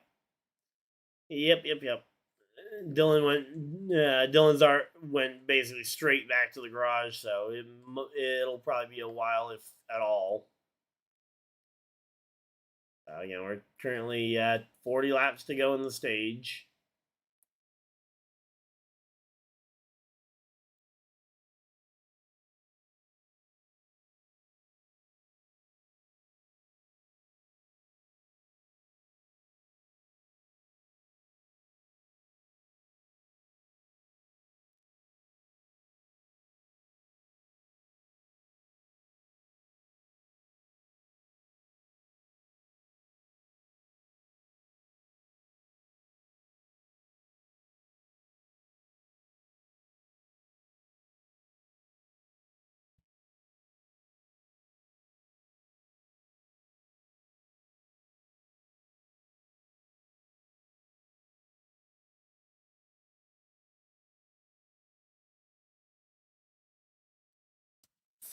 Alright,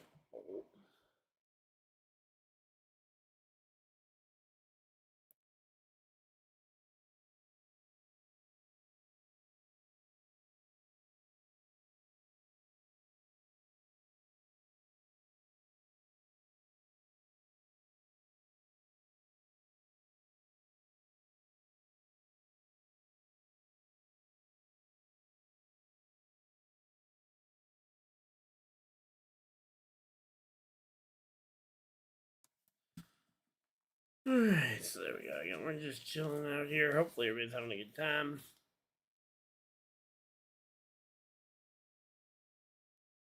Alright.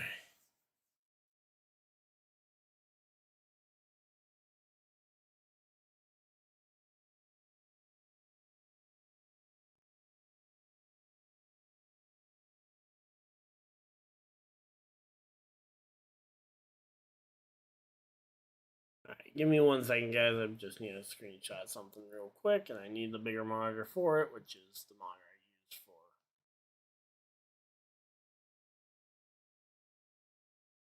the broadcast, so.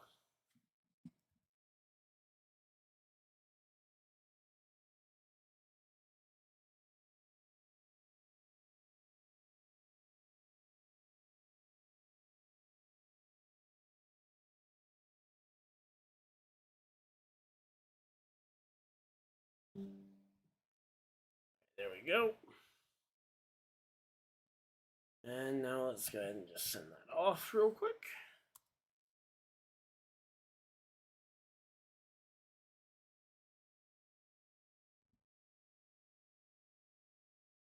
Greg. Boop.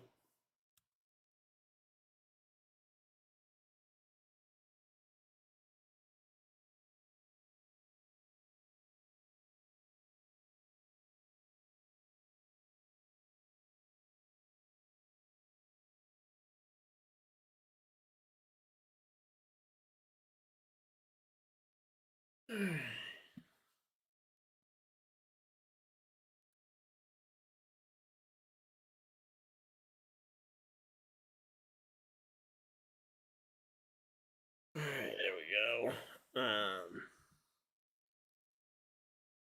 Alright, here we go. We're doubled up, ready to go back racing. Let's lock back in here. 9 laps till halfway. Who did? Oh, who signed my shirt? I talked about this earlier, but we have. I'm trying to remember which one. So we got Mike McDowell up here. I believe Justin Haley is the middle one, and then this one up here, I think, is Stenhouse.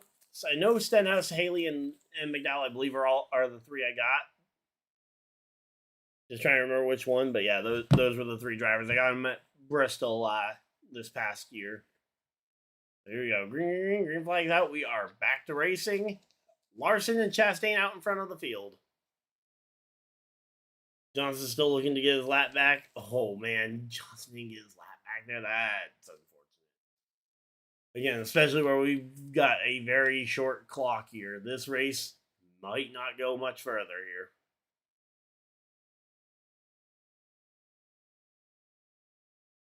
Yeah, again, not 8-9 laps to go. Here come the Kyles. Kyle and Kyle show on the bottom.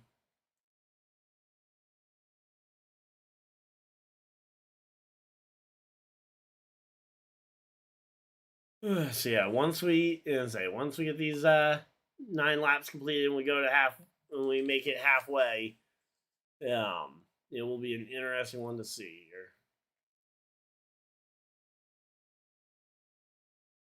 All right, everybody jumping up to the top of the track, trying to make it some moves here, but at the moment, it seems like that's actually making them go backwards, not forwards here, as there's not a lot of help up top. Basically, a 2-car show at the very top there with Keselowski and Zane Smith trying to make it work. All right, so here we go.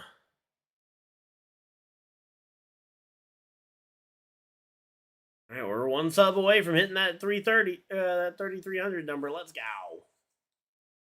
All right, but yeah, here we go. We are 7 laps away. 7 away from halfway here, guys. Let's go. Allgaier, Bush. There's a lot of good names right here in this mix. The question is, how long are they going to hang on? Again, right now you got Chastain, Hamlin, Cindric. It's an aggressive bunch up front.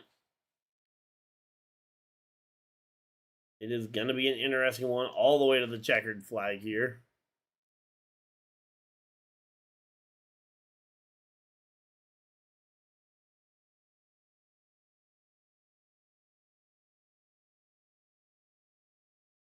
All right, there we go. They really did not learn from last time. Yeah, 3 wide already. Well, it's not that they didn't learn from last time. It's more so that they know they have a ticking clock that in about 6 laps time, this race could end at any moment. It could end at lap 100. It could end at lap 200. It could end at lap 173. You just never know. And here we go. We got the 1 and the 2 car racing it out for the lead. Chastain, Cindric, Zane Smith and that outside line, they came alive. I mentioned how it looked like they weren't going to be moving too far, but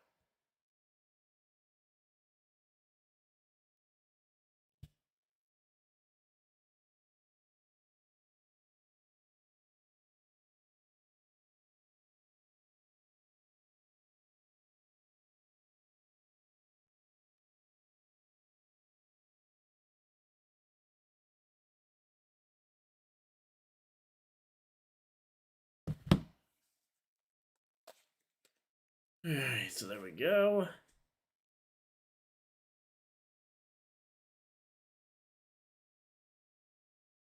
Yeah, literally going to commercials during the most intense part of the race. Yep, makes sense. But again, right now, Chastain versus Cindric at the front of the field. Yeah, Chris Buescher giving a good push in behind here. The question is, how long can Cindric block for here?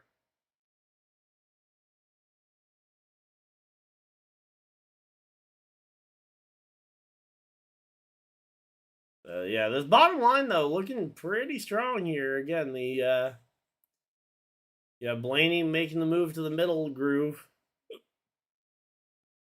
So Cindric, Buescher, Blaney, the front 3, then 3 wide behind them. 4 laps to go in this stage.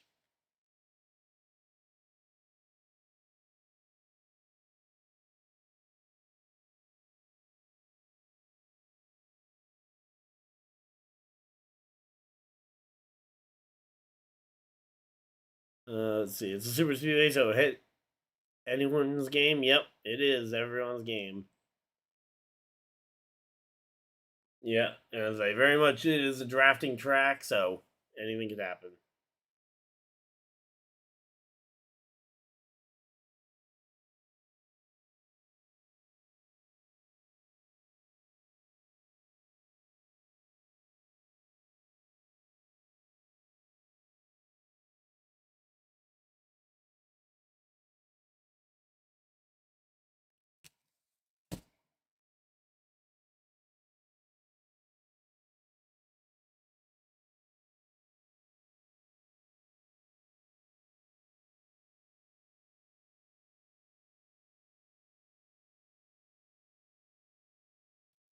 There we go. Unless you're beat McLeod. Yeah, well, sorry. There's a few guys out of the race at this point.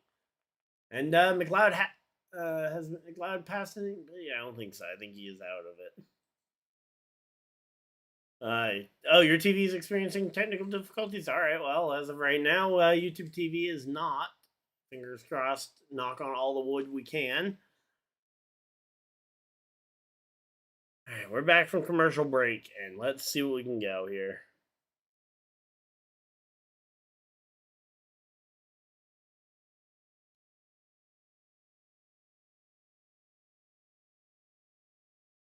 All right, so here we go again. 17 leaders, 26 lead changes so far. About to be 27 when SVG takes the lead here for a singular lap. No, he doesn't get there. Okay, thought he was going to get there.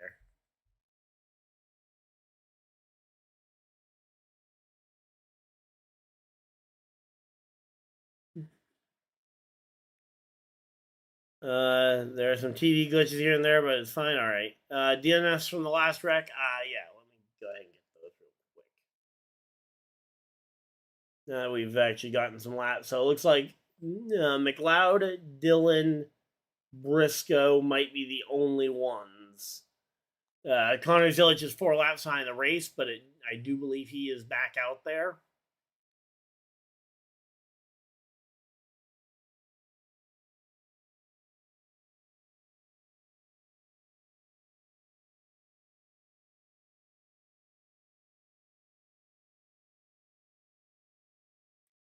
All right, so there we go. And man, Chastain out in front of the field trying to block this one.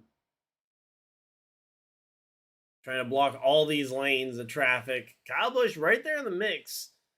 And it's like Kyle Busch could be an interesting one. We're 3 laps away from halfway.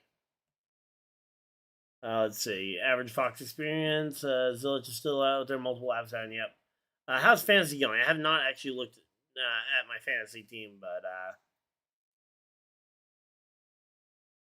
past halfway now. No, we're still. We're still. I'm seeing they are taking 2 laps to go right now. 2 laps until halfway, at least on my end. So you know roughly the delay. But yeah, so hey, we're working our way through this one though. Again, SVG out in front of the field here.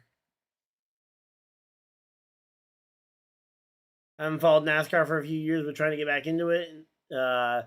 In the UK, it's expensive. Do you cover many races? Yes. So if I'm not at a race in person, yeah, I know. I'm gonna say.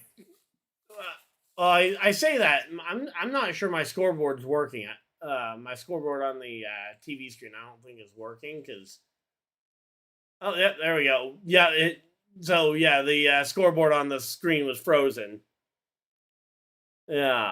At 3 laps to go, so it just jumped 5 laps in the last second. So, but yeah, I try and cover pretty much every single Cup race as long as I'm not at the track in person, which for me this year will only be 2 events. Pocono in June and New Hampshire in August are the only 2 races I'll be at in person. Pretty much every other NASCAR Cup Series race, I will be making my absolute best effort to try and be covering here, along with a good handful of Truck and Xfinity Series races. So yeah, the scoreboard on the screen, yeah. I was looking at the broadcast on. I was looking at the broadcast up on the TV, where the leaderboard was as they were coming across the line. But yeah, so I also cover my local dirt track when we get going in the fall. I head up there for a bunch of races each year as well. So I actually stream from the grandstands up there. So.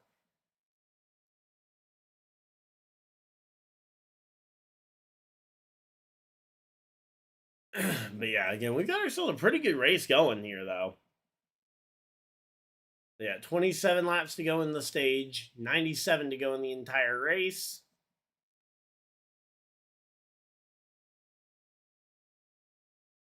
Yeah, Fox moment. Yep, pretty much. Yep, makes sense. So again, right now, they're gonna go to yet another commercial break here. Again, I would expect that you're gonna see these guys try and go as deep into the pit window as they possibly can before they have to pit. Let's see. Zilic and Briscoe are back on track while Austin Dillon remains behind the wall. Okay. Yep, I hadn't seen Briscoe come back out. I assumed Zilic was back out because he was only 4 laps down. But yeah, there we go.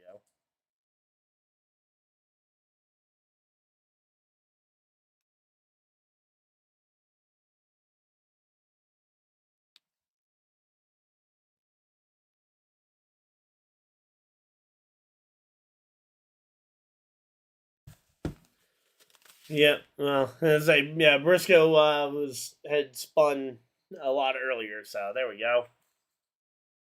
All right, well, help me keep up to date. Thanks for your coverage. Hey, thanks for being here again. I wouldn't be here doing that. Yeah. I wouldn't be here doing this if it wasn't for you guys. So there we go. And we did break 3,300 subscribers. Let's go. again, lofty goal would be to, if we could build some momentum throughout the summer, I would love to see us maybe be able to hit 4, maybe even 500 or 5,000 subscribers this summer. 5,000 would be a significant jump, but I think we could get to 4,000. Which one's minus 11? Briscoe or Zilich?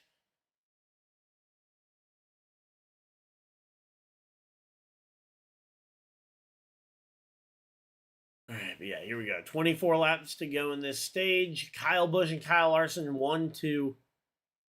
I believe is it still true that Kyle Busch and Kyle Larson, in every time they've ever finished 1-2, it's always been Kyle Busch? I know it used to be that way for the longest time.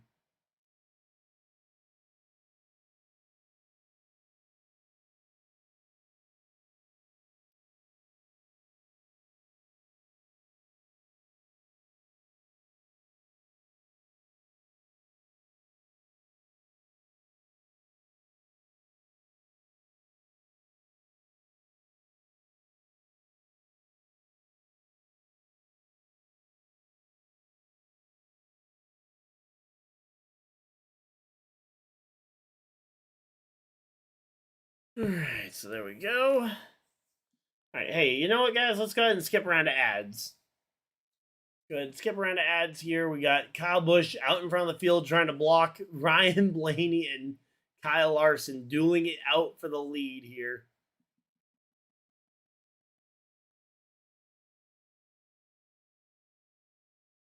Man, if Kyle Busch wins this thing, that would be insane. 21 attempts to win this race in his career. And yeah, it's like Ryan Blaney is a who outside of Denny Hamlin, are there any everybody else? No, Denny Hamlin and Cindric are the only two drivers in the top 10 to have won the Daytona 500 previously. So, at least as of right now, we've got a very unique lineup at the front.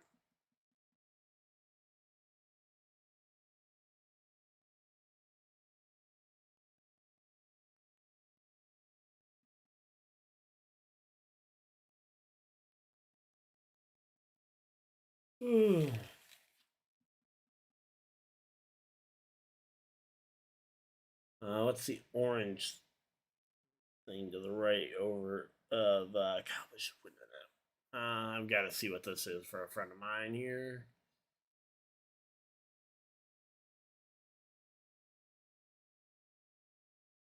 Let's see. I don't see what he's talking about. Yeah, they aren't zoomed in very closely on Kyle Busch's car, which is weird because normally they can't help but zoom in a ton. So yeah, there we go. 21 years of trying. Yep, absolutely. Again, invoking the spirit of Dale Earnhardt. 21, just shy of 21 years since he passed.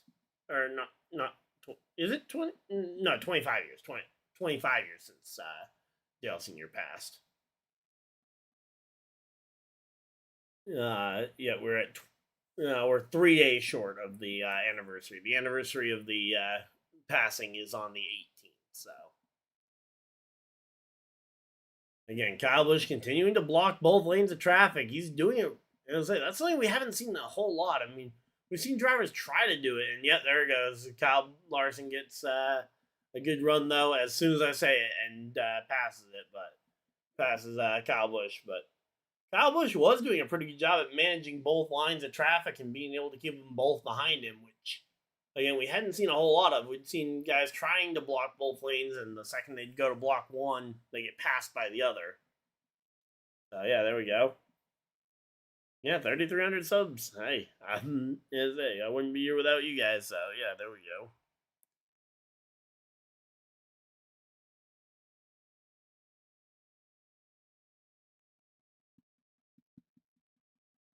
All right, so there we go.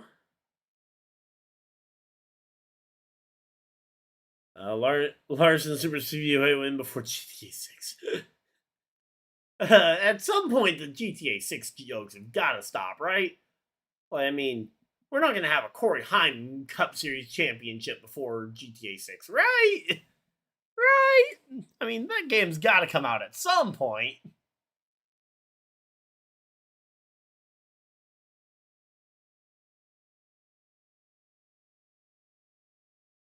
But yeah, right now though, Kyle Busch, Kyle Larson out in front of the field. Again, these two lanes of kind of lockstep here, just clogging the front of the field and yeah, trying to manage their way. 18 laps to go. Again, a lot of these drivers haven't were on pit road earlier this stage, which would to me indicate that they should be able to make it all the way to the end of the stage on fuel.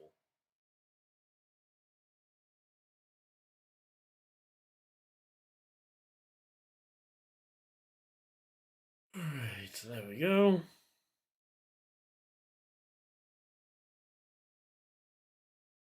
What position is Jimmy Johnson in? Let me go ahead and figure that one out because he's been largely irrelevant most of the day. He is currently one lap down, 36th place. He is the only car one lap down, so if we do get a caution, which we will get in 17 laps, if not earlier, he is in position for that free pass. So, yeah, he will be. Jimmy Johnson will be the free pass if we get a caution before they lap somebody else. So there we go. All right, we are chilling now. Say they are doing a lot of side-by-side commercials. I'm glad they're at least doing side-by-sides because doing full screen commercial breaks was insane. Yeah, Jimmy Johnson spun on the pit road. Yeah, I knew why Jimmy had lost a lap. Sorry about that. Didn't have a chance to try and reach over and mute the mic when that was coming. Yeah, there they go. The lapping Briscoe. Down goes Briscoe. Now, that doesn't count as a lapped car because Briscoe was already multiple laps down. That doesn't count as a new car a lap down. So, again, Jimmy Johnson's still in position for the free pass here.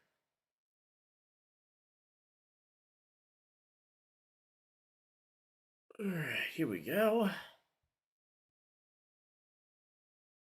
Man, that's got to be like the most useless onboard camera for a side-by-side viewing where you can really not see. I can't even tell you which car that's on. I mean, maybe Tyler Reddick's? Is Tyler Reddick in a relevant spot? Oh, and now we're on. Now we got off that camera. Good. Be that hard to figure that one out, but there you go. St. Petersburg, March 1st for the NTT IndyCar Series race. I will not be around for the truck race that day. I am trying to work with my schedule to where I can at least be here for the IndyCar NASCAR doubleheader at Phoenix for both of those races, but the spoiler cam is not terrible, but there are about 100 better cameras, especially when you're in a side-by-side viewing. When you're in a side-by-side viewing where you already have a small box, you need a wide camera angle to pair up with a small box. And now you got a full screen Simpsons ad. Are you kidding me? We didn't like just get bumped off of TV. Okay, no. Simpsons 800th episode. A full screen commercial with that short amount of time left in the stage. I mean, I get it. It was one ad read, but still. And so the Kyle and Kyle show still out in front of the field. SVG hanging around in the mix too. He's got his teammate behind him in the Trackhouse #1 car. So a lot of wait, when did we get 52 people in here? Welcome on in. Hopefully everybody's having a good time. All right, so there we go. 12 laps to go. Good on other tracks for not super speedway. Yeah, I mean, again, it's one of those things where if you're in the outside lane, it's really bad. If you're on the inside lane or even in the middle lane, the spoiler cam's actually pretty decent. But yeah.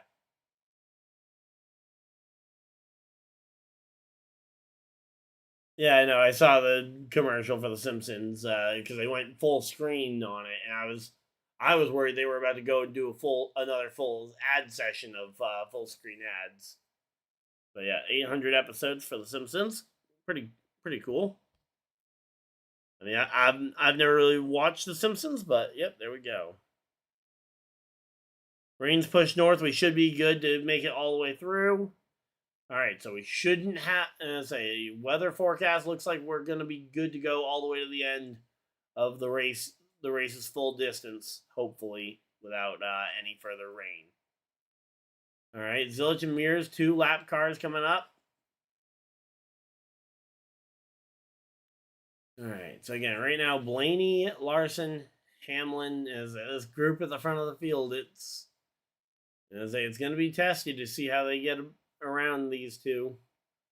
Again, I expect Zilich to race with some level of respect, and Mears should as well. But again, it's just one of those things where you never really know how these guys are going to go until then. So 5:30 is when people at the track are saying the threat of rain becomes real, which is kind of what we've been saying the whole time.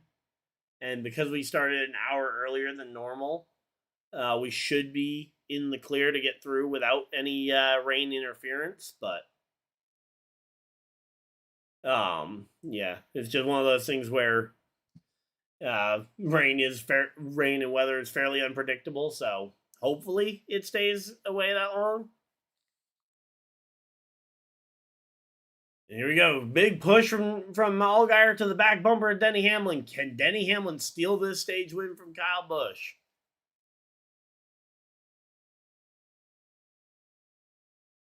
Yeah, so we got about an hour and 15 minutes to get the remaining 79 laps in. And that includes at least one guaranteed caution. Should be, there will probably be a couple more cautions in there, but yeah, we should be able to get through 70 laps in under an hour. But as I say, we're at about 2 hours so far. We get through, but I feel like rain's coming again. The people who yeah, knowing Daytona Beach. Oh, we got caution flag. Uh-oh, what's it for? What's caution for here? Oh no. Oh no, oh no, oh no, oh no. Oh no. I just saw one of my buddy who's at the track just sent through a specific text that I'm not looking forward to seeing the result of this.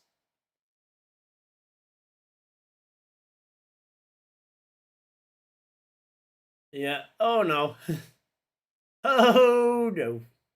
I have not seen what's happening yet, but I know roughly what's coming. All right, let's see. 8 laps to go, coming down the back straightaway. Big push to the back bumper of Denny Hamlin. Looking for the lead on Allgaier. He gets into Allgaier, down across the 34 Gilliland. A lot of people torn up here. And yep, there's the big one. Cars scattered everywhere. Looks like a parking lot. Everybody just trying to weave their way through all the wrecked cars there. And yeah, we're going to have to, it will take a minute to go ahead and figure this one out here. Bowman with a late hit on the 34 car.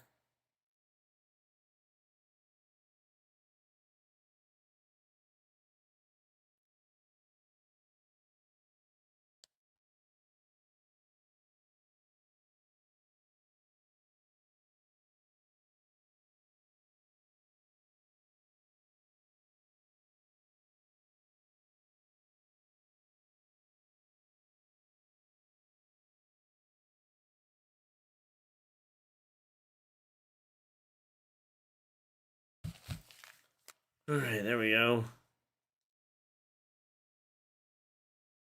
Say we're looking. Gonna take another look at this one. Mainly gonna be looking for Kyle Busch and Ryan Blaney are gonna be my two main focuses here. William Byron goes from 18th to 8th. That's pretty much as you'd expect. So Allgaier goes down across the nose there. Denny Hamlin spins. Looks like Blaney makes it through.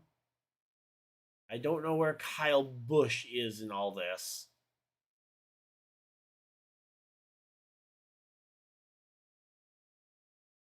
All right, here we go. Let's see. On board with Logano here.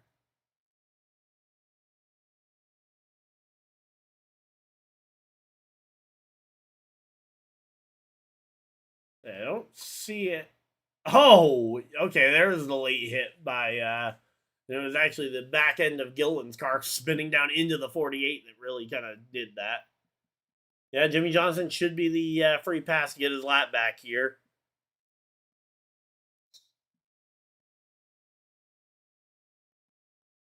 All right. Buses Blaney. Blaney didn't get a piece of it, and it looks like Kyle Busch also made it through. So, oh yeah, Kyle Busch was right on the back bumper of Blaney, so they both made it through. Okay, we're good.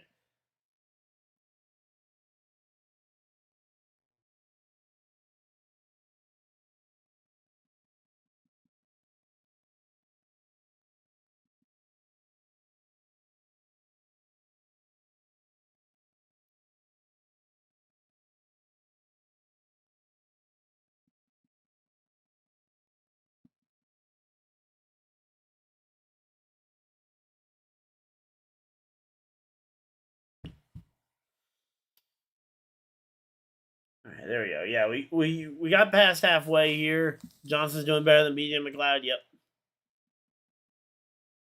Yep, they got past halfway. There is rain coming. I'm curious if they get this thing back going before the end of the stage. Only 5 laps to go.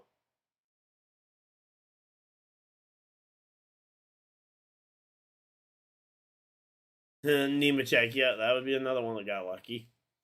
You're bound to find a bunch of people who got lucky midway through this race.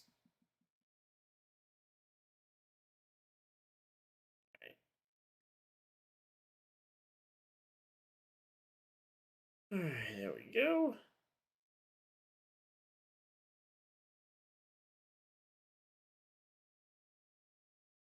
Let's see.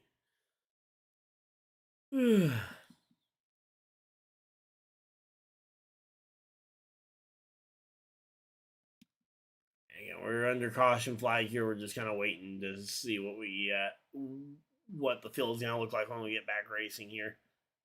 Kyle Larson Super Speedway experience. Yep. Actually, real quick, if anyone plays the NASCAR fantasy game, feel free to check your lineups. We have a chance before halfway, or before not before halfway, but before the end of stage 2, you get to make an adjustment to your lineup. For me, Briscoe is out, and in goes William Byron. I had Hamlin finishing ahead of Larson. Good. I have Blaney over Byron. I think those are both still in the race.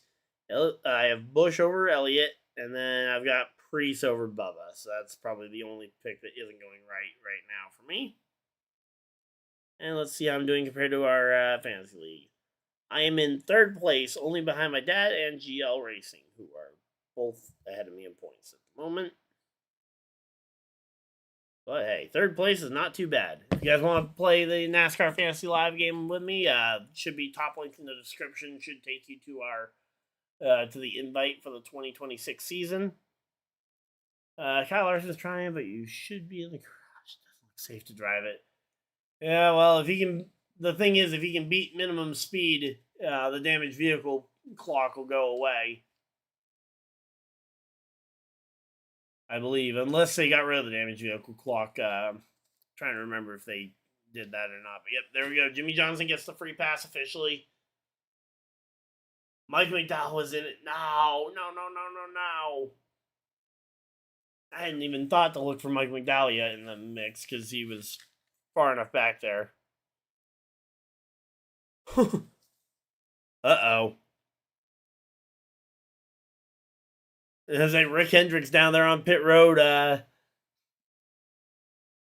throwing a fit. Not sure if it's about what his team has chosen to send Larson back out there with or what, but yeah. 3 of the 4 Hendrick cars were in that wreck, so it could be a good break for Jimmy Johnson. At the very least, he gets back on the lead lap, so he gets to try and do something. Better than not being able to try and do something. Give me Fall Talladega 2024 vibes. I don't. Again, a lot of the years kind of blend together for me, but yeah.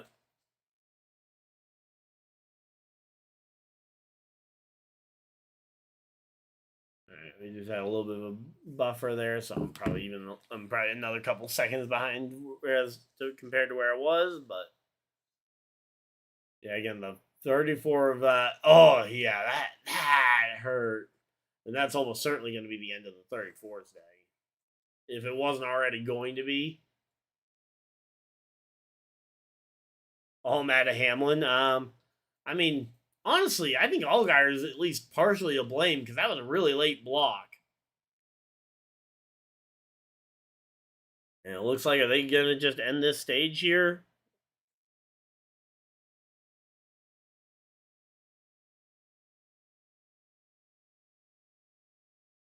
It looks like they are going to call it.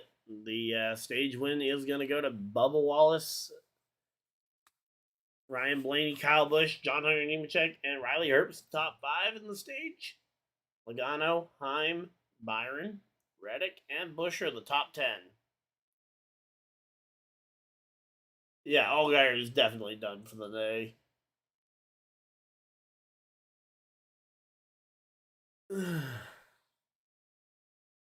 There we go. Again, we are chilling here. Hopefully, everybody's having a good time. We got 35 people still hanging out in chat.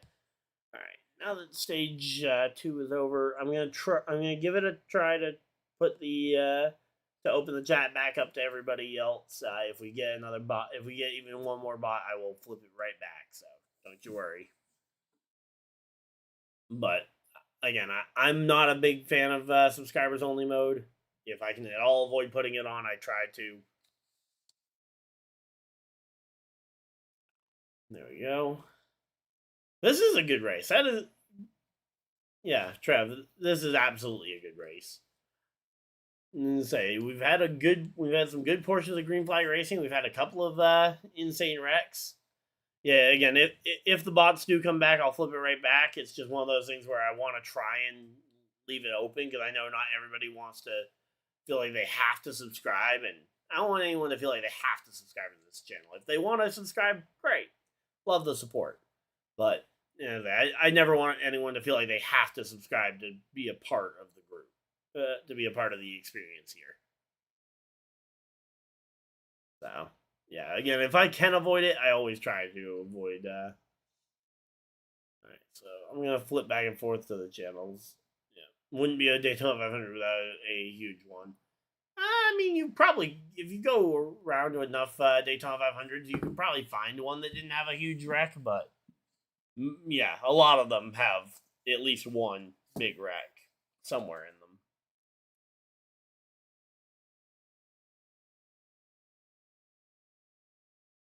All right, so there we go. Again, we're just chilling out here. Hopefully, everybody's having a good time. I also hope we can, say, one of the things I really hope for this year is I'm hoping we can get another NASCAR driver on the channel, like how we had, yeah, I subscribed for a good time. Well, hey, welcome on in. I'm glad to have you guys here. But yeah, hopefully, we can get an interview with another cup driver, or with a cup driver, or any NASCAR driver, like we did last summer with Stephen Malazzi. Say last March we had that interview with him. Year before that, thanks to our buddy JP, he set up an interview where we got to interview NASCAR Xfinity Series driver Carson Quapple. So we've had a couple of interviews, hoping we can get at least one for this year. At the moment, I don't have any, so I don't have any. I haven't been in communication with any drivers, so at least at the moment, I do not know that we're gonna get a interview. I'd love to get one though, and I have reached out to a wide variety of drivers. Some I've even tried reaching out to some non-NASCAR guys, over in the IndyCar series or other series.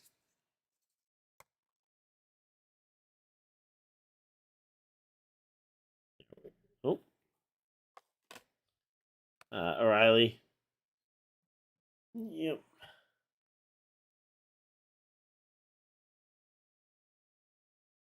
Yeah, we'll be getting to pit stops here in a minute. They literally just ended the stage because even if they were technically saying like, "Hey, we're not going to run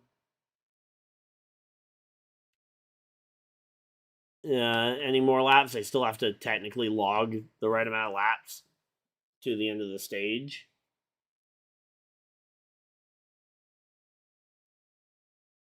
I am trying to get this thing to turn.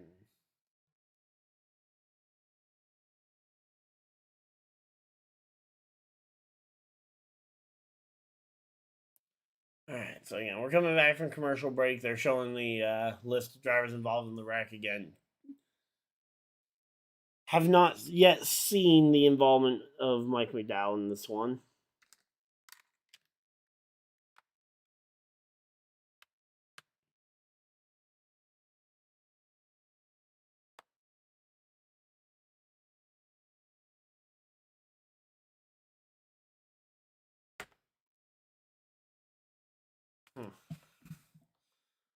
Okay. What is Dylan doing?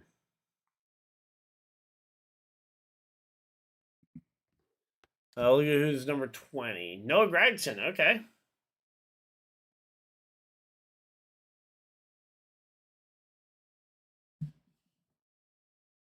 Let's see. If out of everyone to win the stages, I would have picked Zane Smith and Bubba. No, you wouldn't have picked Zane Smith and Bubba, yeah.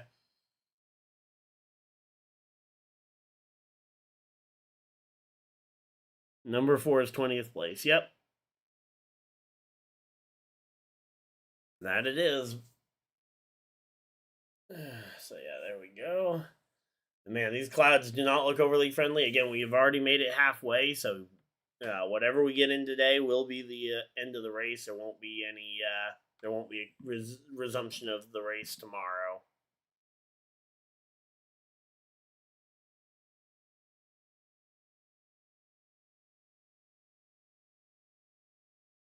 So there we go. Ryan Blaney with a lot of stage points today. Yep. And so those stage points are going to be an important part to being able to claim the championship at the end. Yeah, it is very cloudy at Daytona.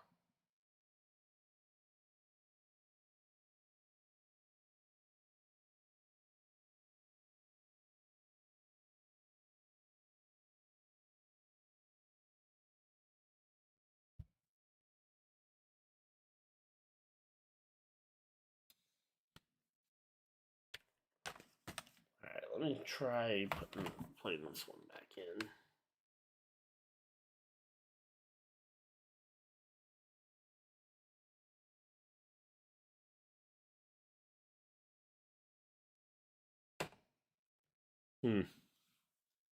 Yeah, not sure why my power cord's just not working. Hopefully it just won't. Hopefully it'll last long enough to get to the end, but feel a lot better if I can know for sure that it was actively charging.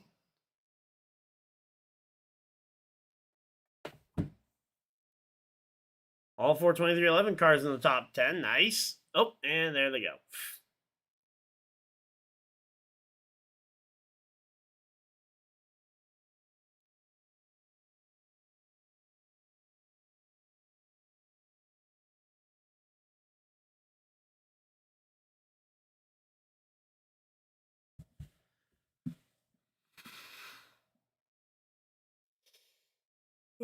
So yeah, here we go. Yeah, we're just chilling out here. 70 laps to go. 70 more laps around this racetrack, and we will be through for Speed Week and on to Atlanta.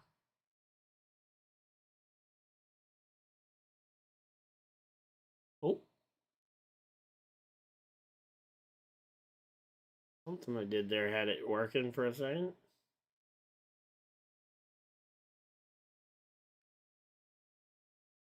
All right, John Hunter Nemechek is back. Yep. All right, here we go. Pit stops are underway here. We got Kyle Busch, Blaney, Bubba Wallace, and Reddick.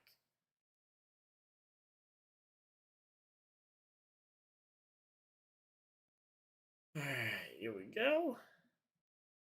And everybody taking a few extra seconds here to look over their cars. Bubba Wallace out with a 12.9-second pit stop. He and Corey Heim up to the top 2 spots. Then you got Busher, Herbst, Bell, Custer, Berry, Elliott, Keselowski.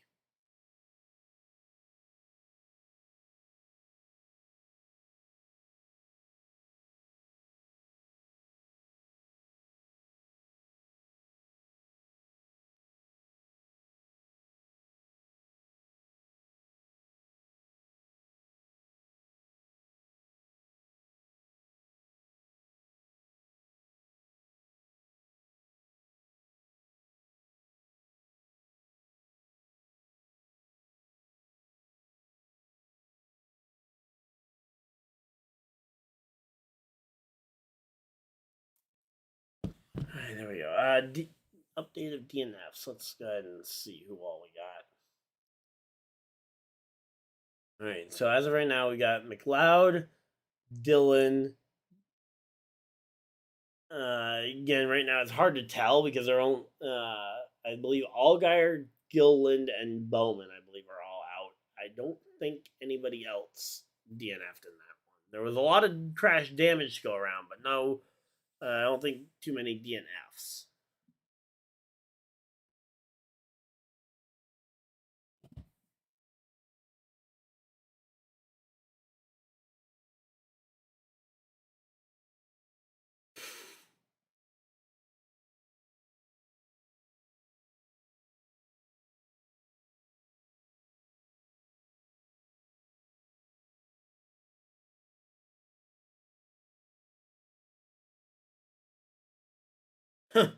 Wow. Say the tow truck that was bringing Allgaier's car back to the garage area, the cable that they were using ended up snapping. Come on. All right, give me 1 second, guys. I'm trying to get this power cord to work.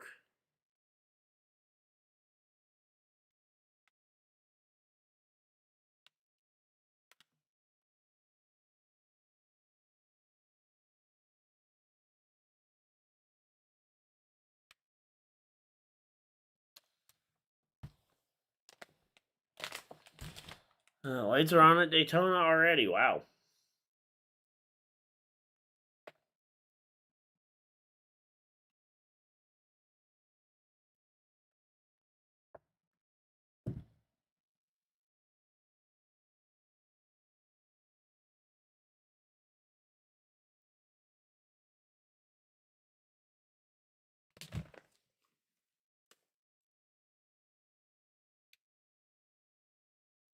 All right.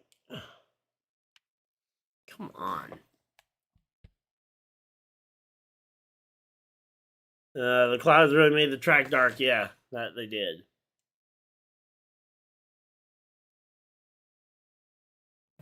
Right, I am really trying to get this power cord to work here.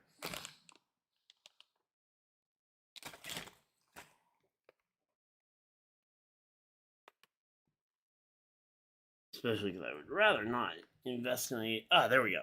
Oh, had it working for a second.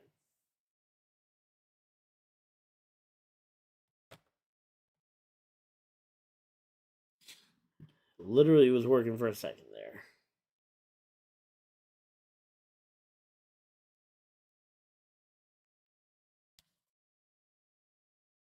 All right, we're getting ready to go back racing here for the final stage of the Daytona 500. Welcome on in. All right. Oh, had it for just a second. If I hold it tight...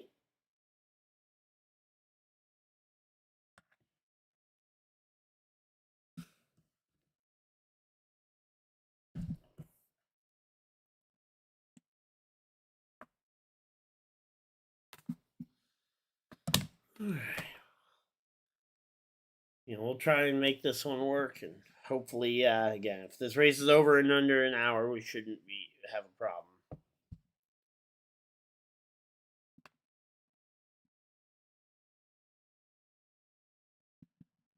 Yep. As they tied for the biggest wreck in NASCAR history. Wow. Is that just the Cup level, or does it also include that one O'Reilly Auto Parts Series race years ago that had like 30 cars involved?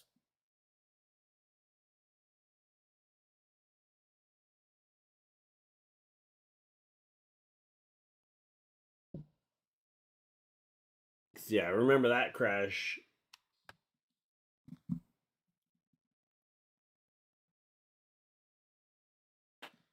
This one was only 17 cars, I believe. Okay, you did. I know you said Cup history. Okay.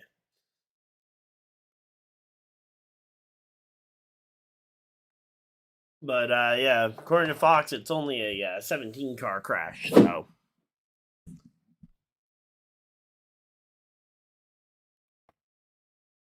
I also thought that the Cup race record had broken the O'Reilly Auto Parts Series record a year or two ago as well.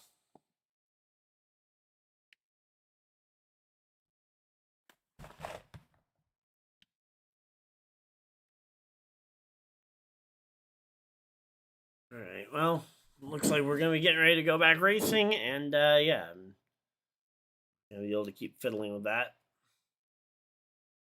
All right. Well, we have given it our best effort to try and get this thing back going. Under the next commercial break, we'll try. All right, here we go. Bubba Wallace and Corey Heim on the front row. 2311 teammates going to be going racing here.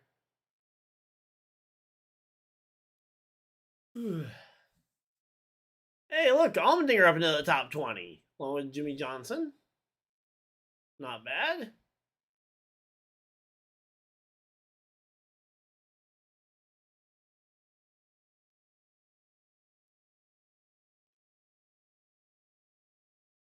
All right, here we go.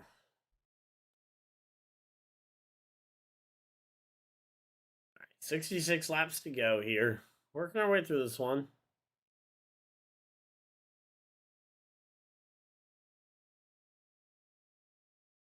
Yeah, Bowman, Gillen, and Allgaier all have major damage from that last one. Yep. That they do. 2311 gets to be 1, 2, 3 on the restart. Let's go.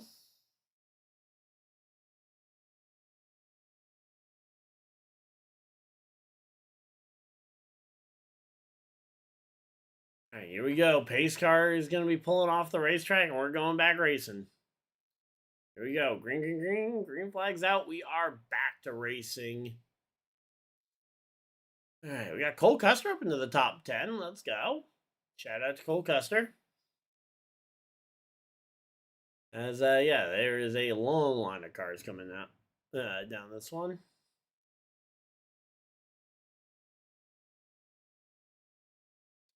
Yeah, we should get this. As I say, there's no real reason why we shouldn't get this race in here. Corey Heim Daytona 500 win would be huge. Yeah, that'd be big, and it would absolutely make Toyota look like the laughing stock for keeping. As much as he's doing well today with Riley Herbst, it will look fairly bad if Corey Heim comes out and wins a Cup race in his rookie season for the same team that Riley Herbst could barely manage a top 35 in his rookie season last year.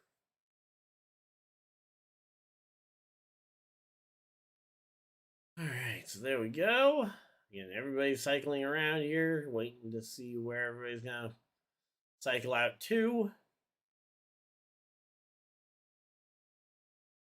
Yeah, Bubba has a chance to win another crown jewel 2 years in a row. That would be a fact. Yep. He could get those two, and he still has an opportunity to win the other two this year as well if he goes on a real big win streak. Coke 600, Southern 500, he could probably get one or two of those as well. But yeah, Daytona's always been a fairly good track to him. A lot of his wins have come from super speedways. You have the rain-shortened race at Talladega being the most notable of his wins. You did get a Kansas win though a couple years back when he was driving the 45 as a substitute driver for the for Kurt Busch when he got injured. So yeah, there we go. Again, we are chilling here. We got the 67 of Corey Heim making his way through this one.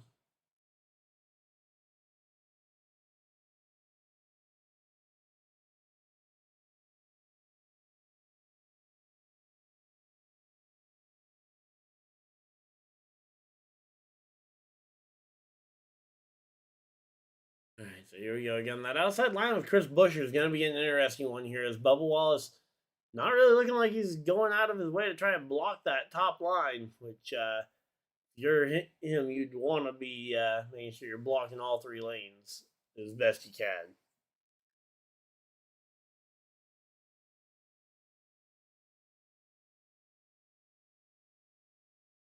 All right, so there we go. Again, we are chilling. Jimmy Johnson up into the top 15. Well, with a lot of Toyota power actually in the top 15. You got 3 of the 4 2311 cars.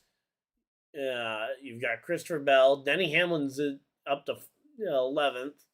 And Tyler Reddick's knocking on the door of that top 15 too. What will happen to Kyle Busch? You talking about for next year? Because as of right now, we have very little idea about what he's doing next year.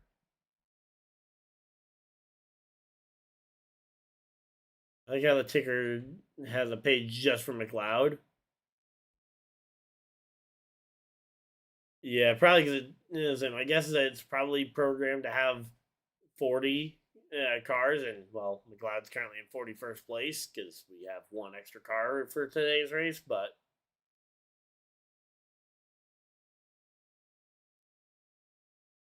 Yeah, that storm is starting to close in on Daytona. And we are 3 wide for the lead. 3 wide for the lead. Bubba Wallace, Bell, and Heim. 3 Toyotas, 3 wide for the lead of the race all at once. Let's go.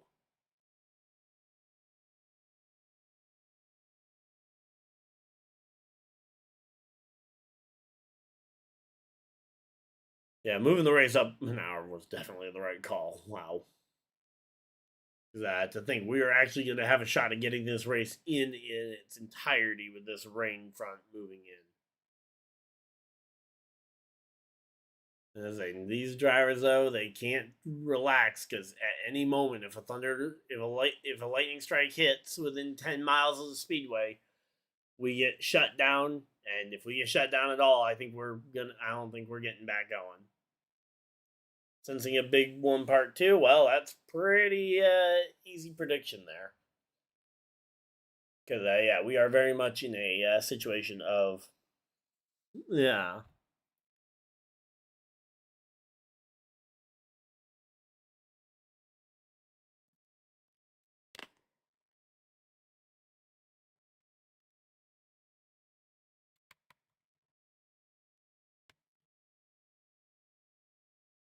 Come on.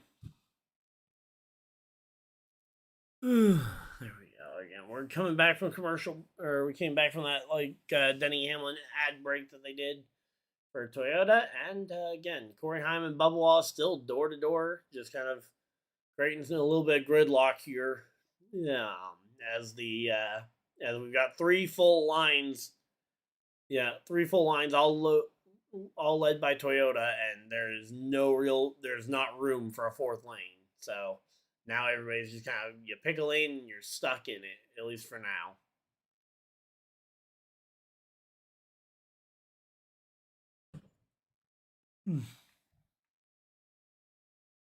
All right, there we go.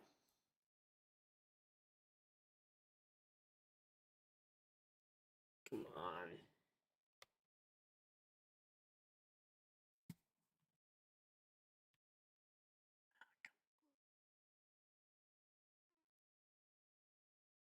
Jimmy was 5th car on the inside line. Yep, that he is.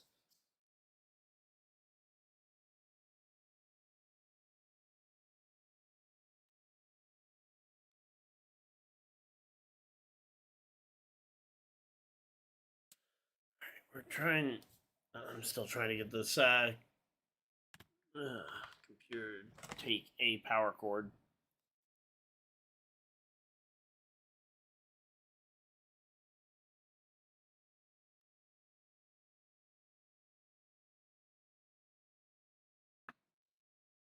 So there we go. I want to see what this commotion is about. Oh, there's commotion going on pit road, apparently, according to my buddy.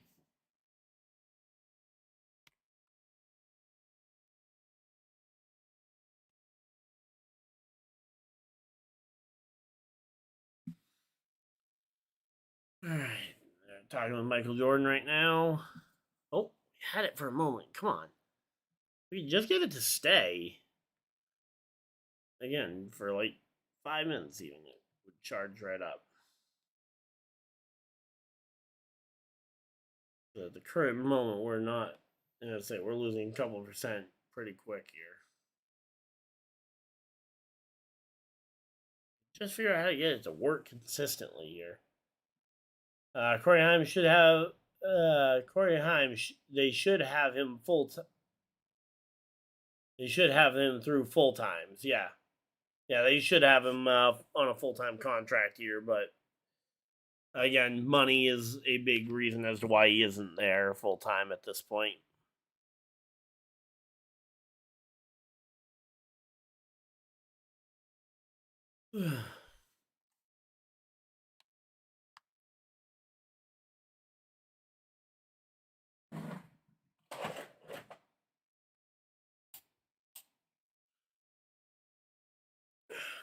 Yeah, I'm trying everything I can to get this computer to charge up. It was working great throughout the first half, and then second half I can. And in the as I say, before I turned the stream on, I also was having trouble getting it to charge. I hire him with him and put Mike McDonald on part time again. You need the and the sponsorship that Herbst brought to the 35. Yeah, again, sponsorship money is a big part of it. He doesn't bring a ton, and the driver that is there does bring quite a bit.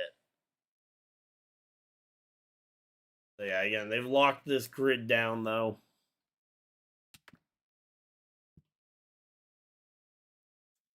Come on.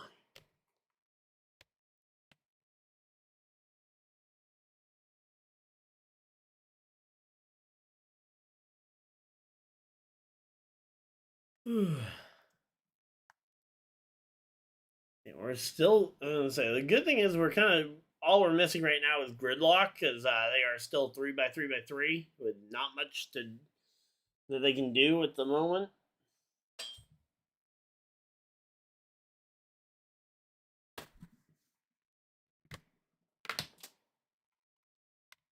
Come on.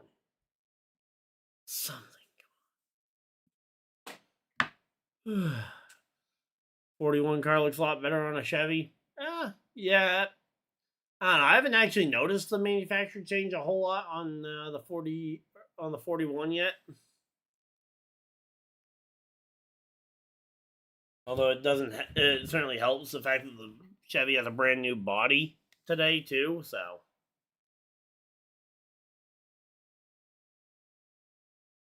Yeah, again, they're just kind of in gridlock right now for the next however many laps. Till someone gets antsy enough to try and go for a big move.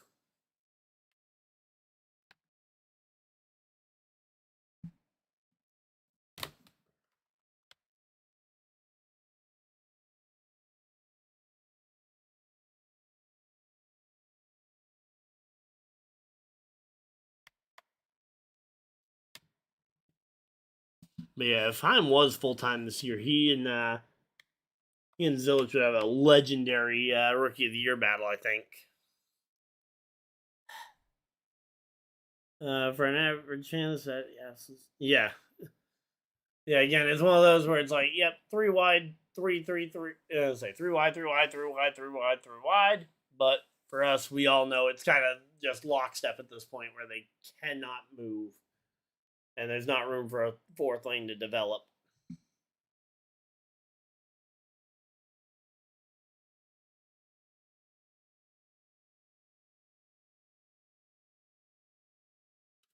come on.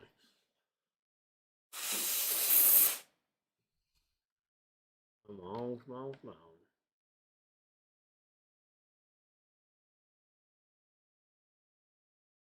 No, it's still not charging. Come on. Hey, Jose, how's it going? We are currently we're coming up on 50 laps to go, and the grid is currently completely gridlocked. Three wide, all the way down through. 3 Toyotas a wide, leading the front row. So, quite literally, there is not a whole lot going on at the moment, as, again, these drivers are just kind of waiting to see if one lane is going to break free from the other two. And if so, hopefully it's the one they're in, because they can't really change what lane they're in at this point.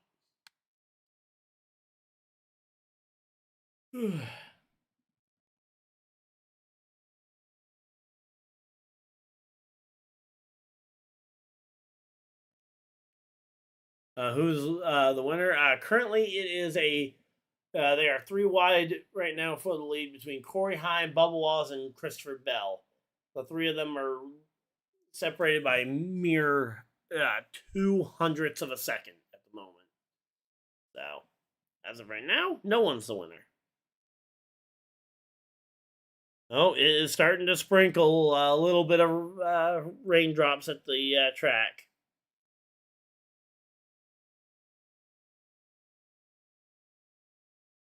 Yeah, very little bit of rain starting to fall at the track. That would explain what the commotion on pit road was. Because, they're going to need a pit stop at some point. Not anytime soon, really. They should be able to make it another 20 laps or so, based on what they did earlier this one. But, a little bit of rain coming. Saying a lot more behind it, which is going to make for a very intense finish to this race. There we go.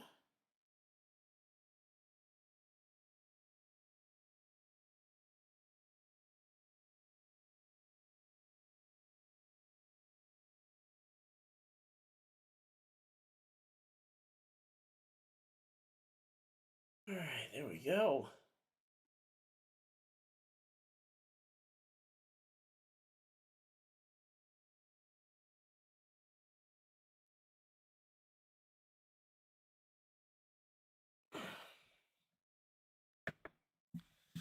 Clearly, the winner is not me, because I cannot get this computer to charge for the life of me, and we might end up. I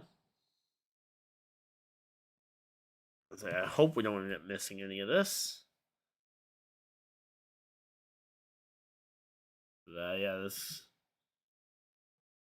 they were down to 38% already. Yeah, I've got an estimated 19 minutes remaining. I don't find a way to get this computer to start taking a charge.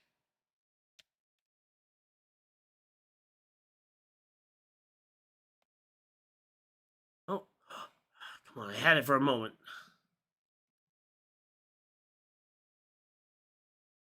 Oh, come on. There we go. No.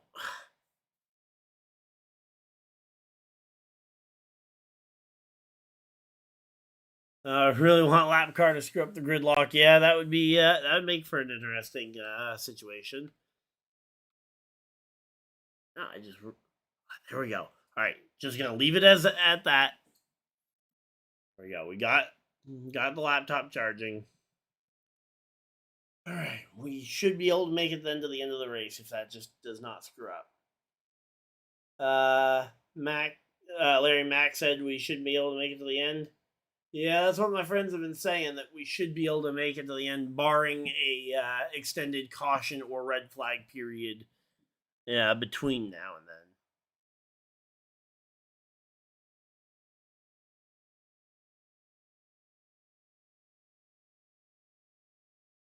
Yeah, everybody's saying that we should be good to the finish, but again, my buddy who's there in person said he's feeling some raindrops, which, of course, is a very real thing to think about. So hopefully we will get through this one. Victory lane might be wet. Yeah, it very well could be. 45 laps to go though. Bubba Wallace starting to.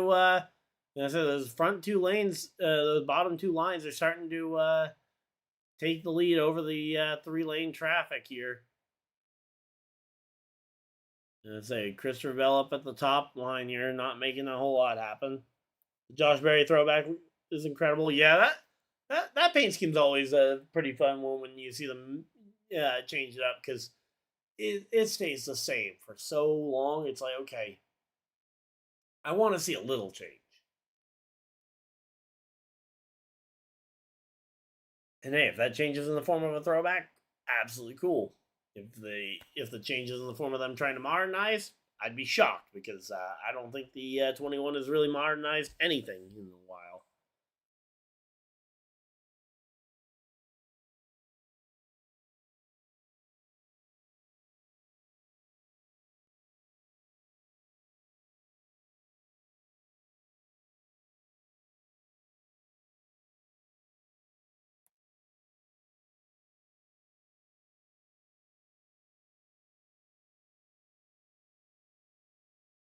Exactly, yeah.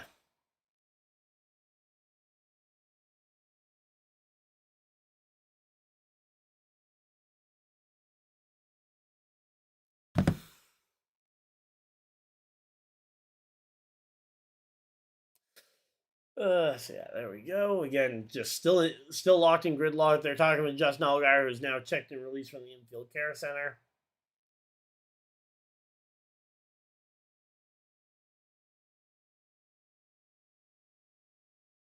43 laps to go. 43.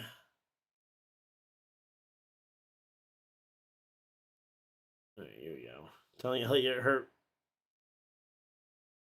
Elliott telling Herbst it's time to go. Again, the problem is go where? Because you're kind of locked 3 wide. I mean, Chase Elliott can say, oh, yeah, it's time to go as much as he wants. Go where? You got a car to your outside, you got the out of bounds line to your inside, and you've got cars in front of you. There isn't really much going.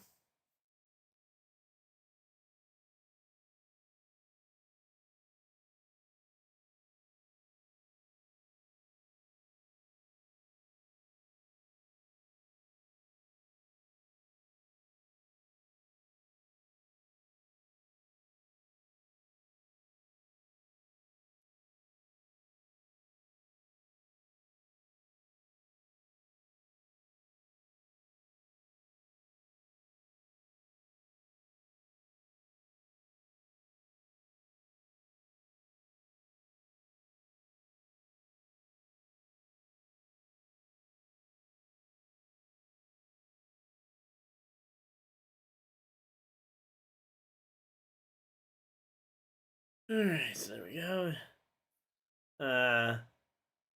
I think he means that. I don't know if that's what it means. What's the pit window again? They were able to go like 40 laps earlier today, so.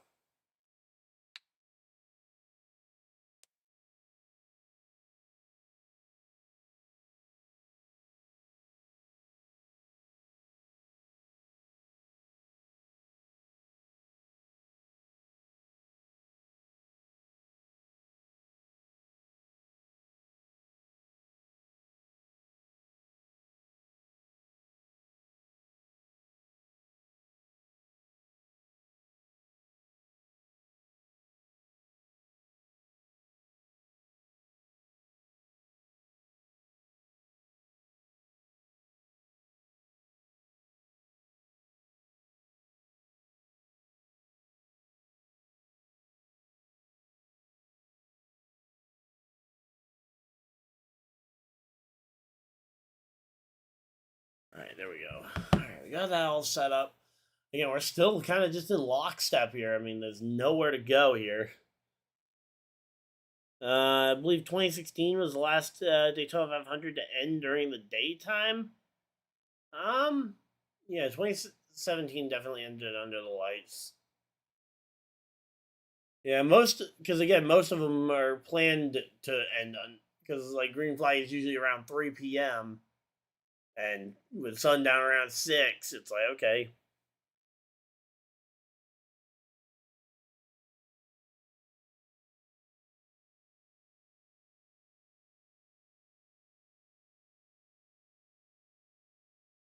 Can't believe Almendinger tried to say I could have done differently. I don't know. Listen to your spotter. Yeah, that's funny.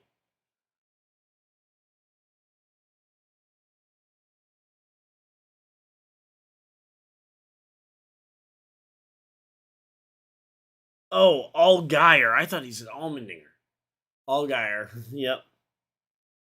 All right, there we go. Also helps that the race started an hour early. Yeah, exactly. Again, the fact that this race started an hour early absolutely is a big helping hand there to getting this thing to finish under the in the daytime. I don't hate the idea though that it's a day into night race, like changing track conditions, especially when you actually have the time to do so. Again, rain is about 20 to 30 minutes out. Oh no, okay, everybody's saying about an hour out, so we still have. Say we've got an hour before the rain shows up. We've got all the time in the world.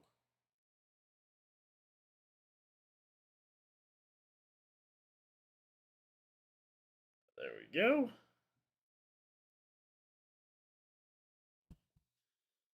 Yeah, again, we're just chilling. Again, this race has been a very clean 500 too, though, because I mean, really, we've had 3 cautions for contact, and that's it. And I say, I mean, 28 caution laps is a lot, but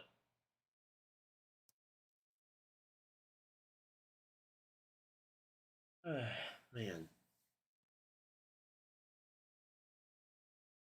yeah. Well, Elliott's been ready to go. It's just the problem is the rest of the field has been kind of just clogged up here.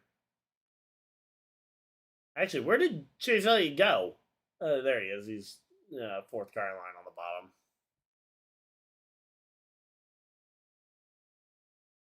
But yeah, we got all the time in the world here. Toyotas appear to be positioning themselves for pit stops as two of them have got as both Corey Heim and Christopher Bell have both gotten to the bottom of the racetrack. It does appear like the Toyotas might be preparing for a pit stop cycle.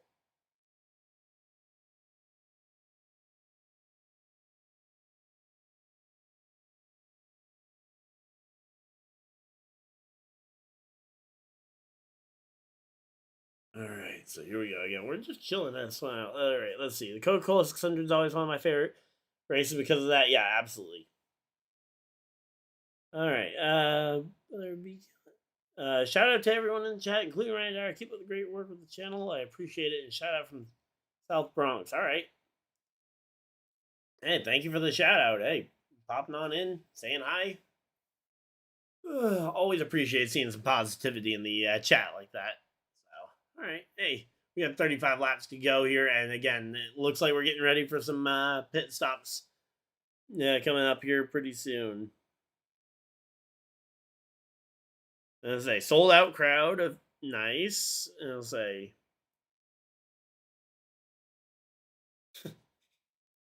yeah, as long as we don't have an extended red flag, we should be absolutely good to get this thing in the dry.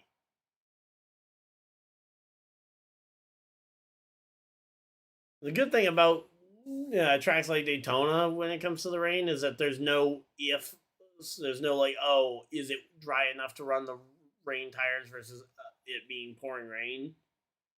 There's no ifs, ands, or buts about that. It's just it's either dry or it's not. People are already leaving to go to Victory Lane. Wow.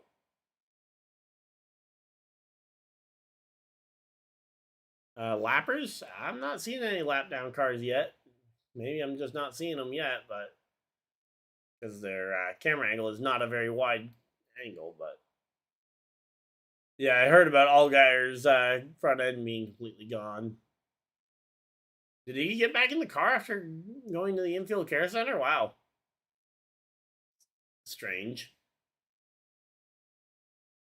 Yeah, a lot of people are already leaving to go to Victory Lane, and they don't even know who's going to be meeting them there yet. Yeah, Bubba Wallace continues to lead the front of this field, 33 laps to go. Again, we're expecting that in the next 5 laps or so, we could see the Toyota group coming to pit road. Yeah, it is time. The problem is that for some of these guys in that second or third lane is you don't really have a choice as to when you come to pit road. You kind of are stuck having to wait till the cars to your inside choose that it's go time. And if I'm the rest of the field, I'm probably trying to, I don't know. If I'm the rest of the field, do you try and, is Bubba most laps led? I don't think so. He's at 28. 28 laps led. Maybe because Kyle Busch and John Hunter Nemechek split the opening stint. Yes, Bubba Wallace does have the most laps led. Briscoe was able to pick up 23. Kyle Busch at 18 and John Hunter Nemechek at 19. So they kind of split the laps led department. So yes, Bubba Wallace does have the most laps led for at the current moment. There's still a chance that Cole Custer could go out here and get the most laps led though on the day. He, Ryan Preece, a couple others could all potentially get it. Just not in a lap, because once one more lap passes, we will officially have too many laps remaining for anybody who hasn't led a lap yet to get there. But again, right now, Bubba Wallace out in front of the field, trying his best to try and hold on to this lead for as long as humanly possible before pit stops happen. Yeah, I'm not expecting that, because Cole Custer would have to lead from right now through the entire remainder of the race. Yeah, still basically gridlocked. Again, a lot of the Toyota drivers have been shifting to the bottom lane to prepare themselves for a pit stop, but for the most part, yeah, it's still pretty much gridlocked. If I was in the back, I'd start making moves. Moving where? You've got 3 full lanes of traffic. I mean, yeah, if I was in the back, I'd be wanting to make a move too, but I don't really see a place to go for a move.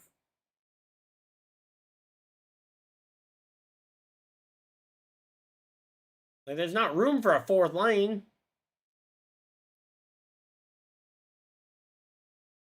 Say, we're not in Talladega.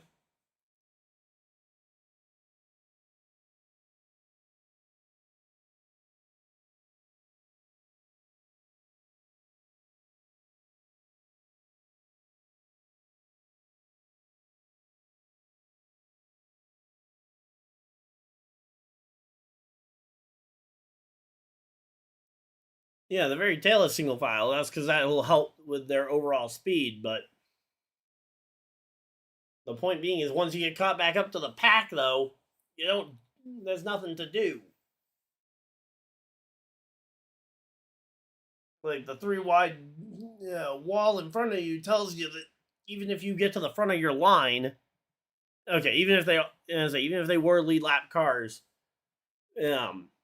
what are you gonna do once you get to the wall of 3 wide, 3 wide, 3 wide? Like right now, I believe that's Cody Ware on the bottom of the racetrack. What would he at the back of the pack? He's the first car not triple wide. What on earth is there that he could possibly do? Right, sorry, that's Casey Mears. Yeah, he's a lap down, but still, if you were in Casey Mears' position, let's say you had a perfectly good race car, what are you gonna do? They're 3 wide in front of you. I mean, at this point, it's just one of those things with lap traffic or with traffic in general and gridlock. So yeah, it is officially impossible for any driver who has not led a lap at this point to lead the most laps of the day. Bubba Wallace will probably get the most laps led unless Kyle Busch or Briscoe cycle back up to the front.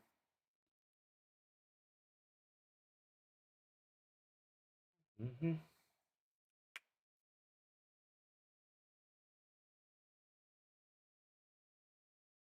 So yeah, here we go.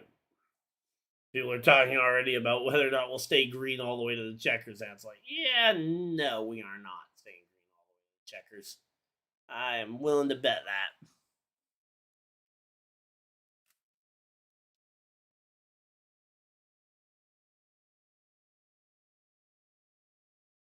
Again, I was like, it's a very calm 3 wide here at the front of the field. 26 laps to go. I'm kind of surprised we haven't seen people starting to. Say again, we've been going so long. It's like, okay, we're currently at 35 laps since they last pit.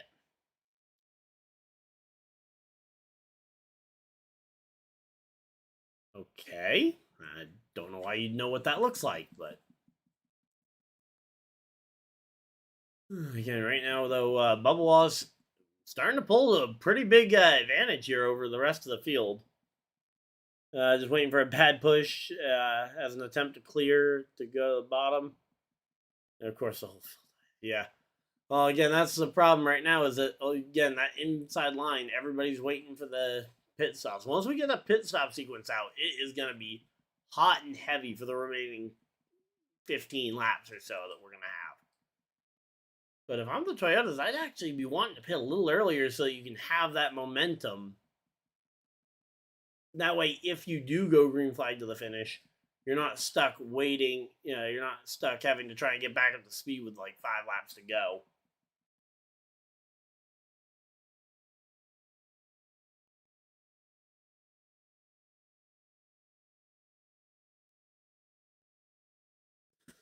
All right, so here we go again. Right now, though, Bubba Wallace, Busher, Custer out in front of the field.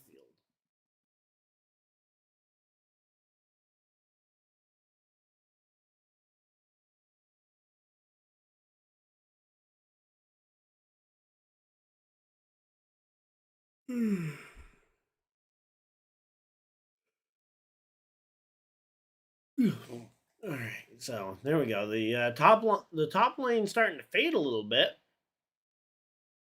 They took the ticker off the broadcast. Uh-oh. What do you mean the leaderboard? I was gonna say, yeah, leaderboard is still there. I was gonna say, but yeah, right now if Custer can back up to that number 60 car and try and get a push going. Problem is if he backs up, I'm assuming that the rest of the field might just start to back up too.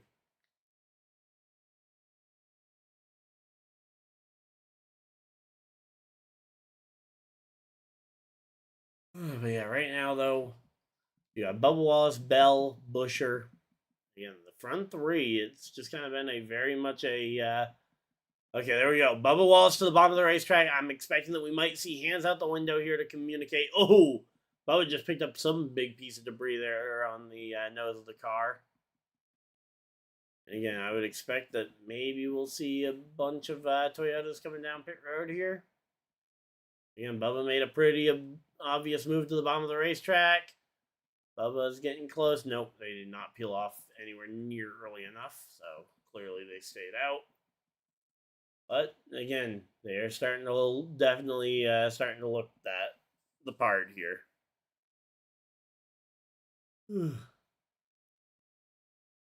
I will say I don't really understand the point of putting up the current speeds that they're traveling on the ticker. That's probably the thing that I don't understand when it comes to this.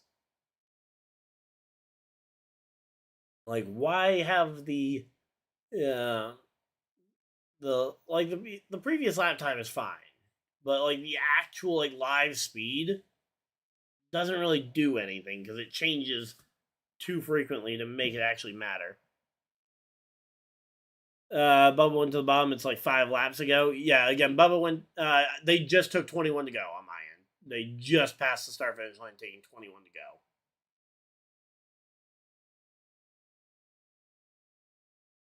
So here we go. Again, Bubba's been on the bottom here. Again, looking for the. All right, I am still caught up to live at the moment, so I'm as far forward as I could go. No signals out the hands on the back down the back straightaway into 3 and 4 here. You've got Busher on the outside, he looks like he might be able to try and take the lead here for a moment. Say, if he can get clear and start to block both lanes, that'd be really interesting. But Bubba Wallace stays out on the racetrack. And yeah, here we go. 20 to go. 20 laps to go. All right, they're showing the pit crew for you. I will let you know when I see that. Okay, yep, there we go. They just showed the pit crew. So yeah, here we go. Bell's pit crew is up on the box. My buddy just said they're coming in. So yeah, here we go. Hand out the window for Riley Herbst and others. Yeah, Corey Heim gets his hand out the window as well, and we are going to be seeing pit stops this time by. Pit stops this time by.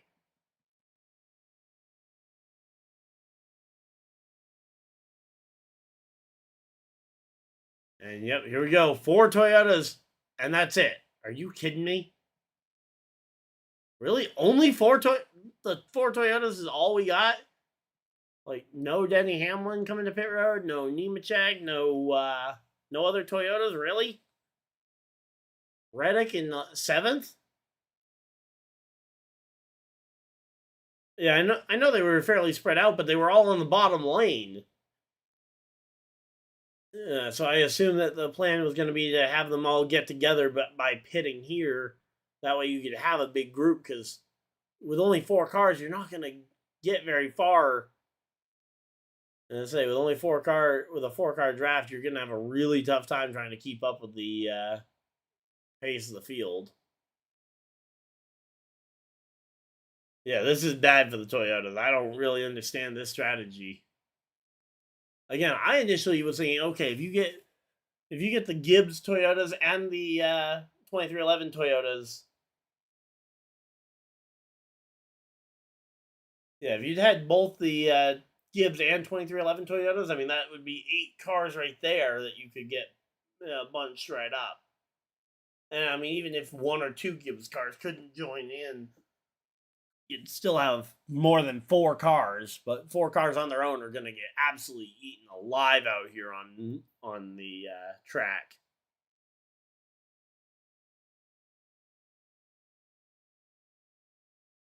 Yeah, I'm kind of curious as to how long some of these guys stay out there. I'm guessing that some of them might just run it as dry as they possibly can. They're currently at about 55 laps, and here come 3 more Toyotas now down pit road. If you went and committed to the same strategy, you guys could have come down as a group of 7 and had a much better shot. I mean, at this point, just as I say, Reddick's got to stick with his group, and Reddick and Gibbs just got to wait till the rest. Yeah, the Toyotas are pitted with the first group of lost Herbst. Again, point proven. Why did you pit with only 4 cars? Did Herbst go too far forward or too far back? Because, yeah, if Herbst jumped too far forward, that's Herbst's fault. If he couldn't keep up, then that's a more complex issue.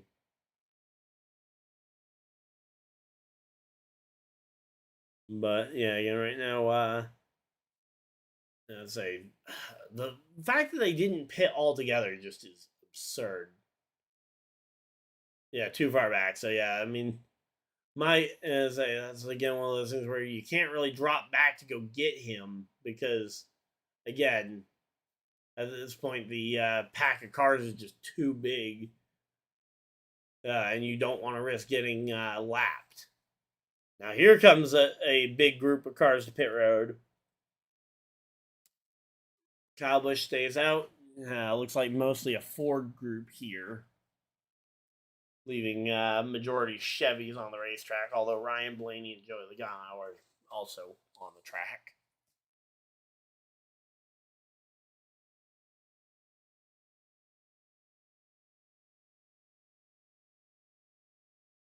All right, so there we go.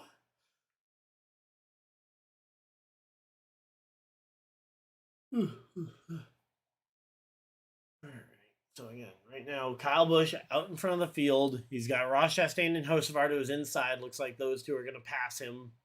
But at the moment, I don't think Kyle Busch is too worried. I think he just wants to get back around to the pit stop here. Under 14 laps to go. 14 laps to go. We got ourselves a really good race going.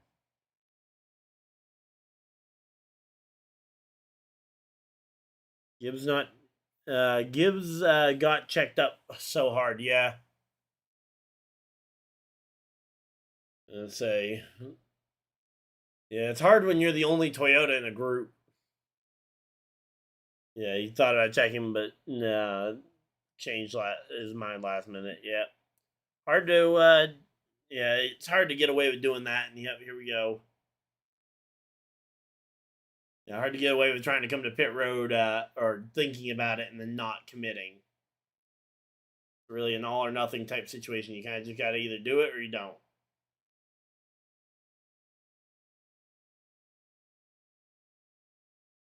So again, Kyle Busch McDowell still out there. Elliott Logano though out in front of the field here. Blaney up into the top 5 here. Caution flag now would be pretty nice. Get everybody bunched back together.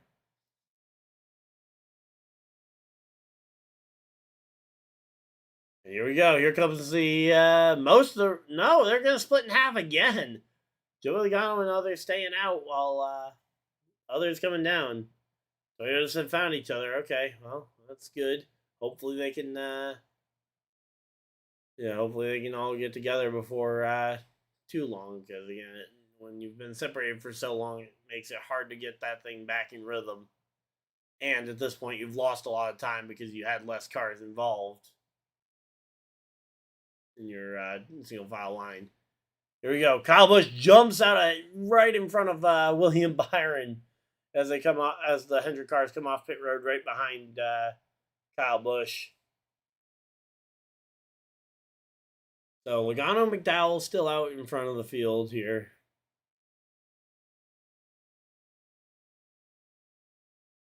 Again, Kyle Busch, he's got to try and get out ahead here. He's got Brad Keselowski with a lot of speed here, it looks like. And it looks like Brad Keselowski and his group is going to clear Kyle Busch. But Kyle Busch should be able to filter in the line here. No, he does not get in line in front of Josh Berry. And in fact is going to be stuck trying to see if he can race up past Berry in this first group. Here we go. Guys popping out of line here as we got guys coming off pit road. There's a lot of... and Zane Smith getting lapped here at the same time. A lot of juggling for position here. Here comes Joey Logano. He and Ryan Blaney all by themselves pretty much on this one.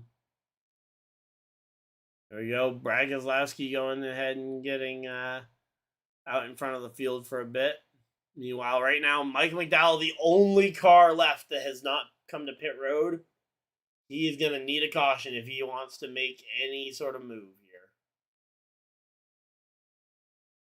And with only 10 laps to go, we got ourselves a pretty good shot, but there we go. Yeah, there's been a lot of questionable decisions being made here, but so far they're making this one work. Brad Keselowski out in front of the field here. They've got Tyler Reddick, who is being shown in 5th place. Has he not pit yet? Or I don't know what's going on here. But again, right now, Michael McDowell is just losing time on the track. I mean, I guess... Oh! Perfect timing for Michael McDowell. Caution flag flies. Perfect timing for McDowell. Caution flag is out. Minor impact there, but say that is going to be perfect timing for Michael McDowell. Let's go. Yeah, teammates taking each other out in the Daytona 500. There we go.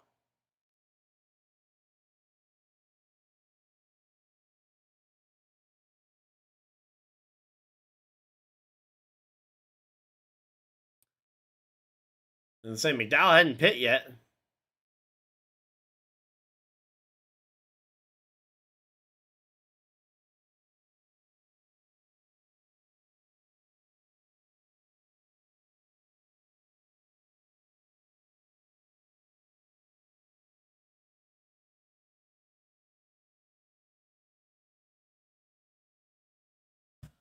Alright, so there we go.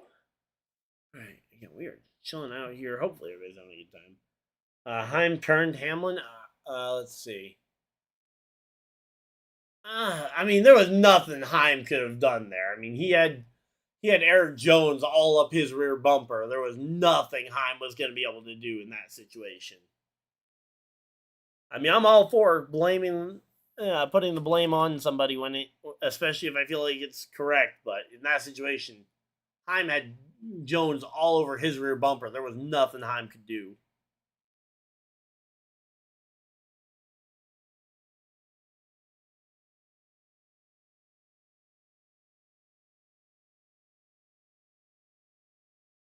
Alright, so there we go. Yeah, we're just chilling out here. Hopefully, everybody's having a good time.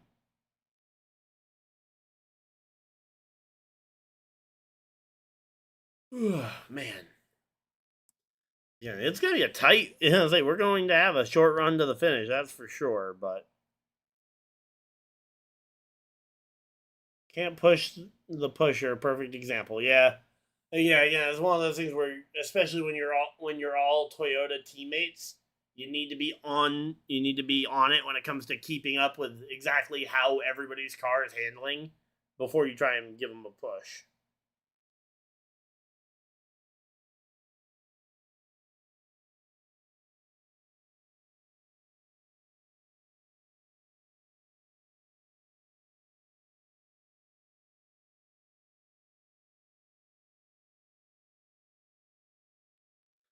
Ooh, there we go.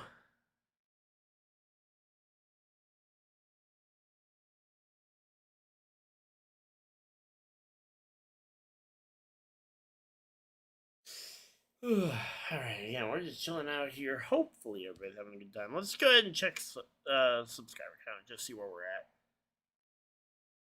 All right, 3305. Let's go.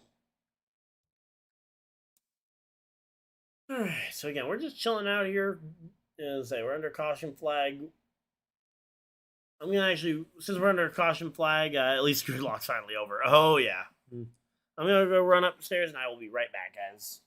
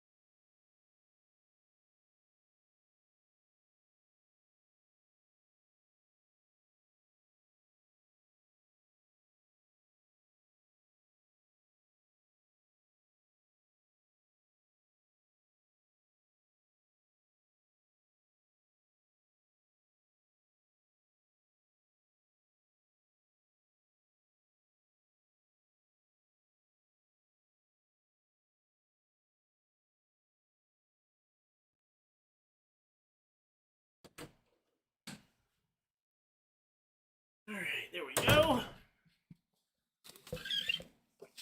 Got that all. I got some food in me. Ready to go. All right, we're back from commercial break. It is Reddick and McDowell on the front row. Let's go.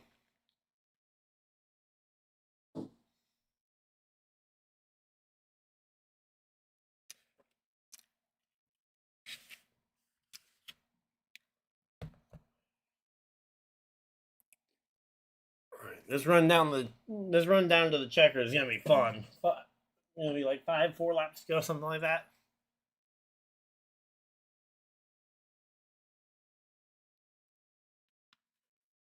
All right, got time for one more nugget.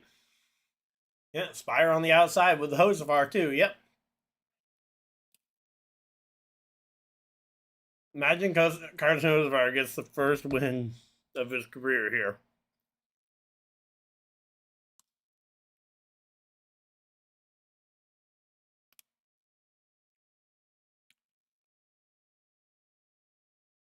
All right, here we go. 5 laps to go. It'll be 4 to go when we go green. 4 laps to go when we go green here. All right, guys, let's rock and roll here. All right, let's lock right on in. We got ourselves a pretty good feel here.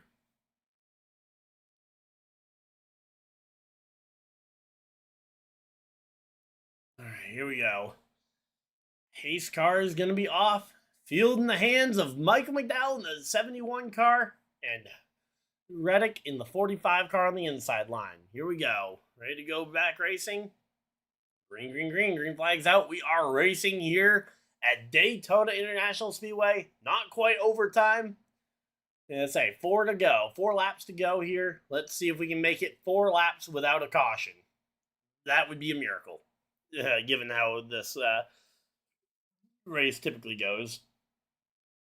So we got Reddick, McDowell. So we got McDowell on the outside line. The Spire teammate's not able to get going enough though, and Reddick actually takes the lead from the inside line with help from William Byron of all people. And there we go. Reddick starting to try and move up the lane, trying to block it, and he's going to get split 3 wide. To the top goes Michael McDowell. And yet they're trying to rack behind, but they managed to keep it all good so far. Here comes Joey Logano to the back bumper of Hocevar, who's on the back bumper of McDowell. Hocevar and McDowell both get clear out in front of the field. 3 laps to go. 3 more times around here in the Daytona 500. Let's go. Joey Logano, though, not looking to help give Hocevar another push. Instantly just jumps out of the way, and now McDowell trying to block 3 lanes of traffic, trying to figure out where that next good push is going to come from. Finds a teammate in Carson Hocevar to give a nice solid push. They now got 3 cars out in front of the mayhem, with Eric Jones joining the 2 Spire cars trying to block. And now you've got two Toyotas trying to work together to block here.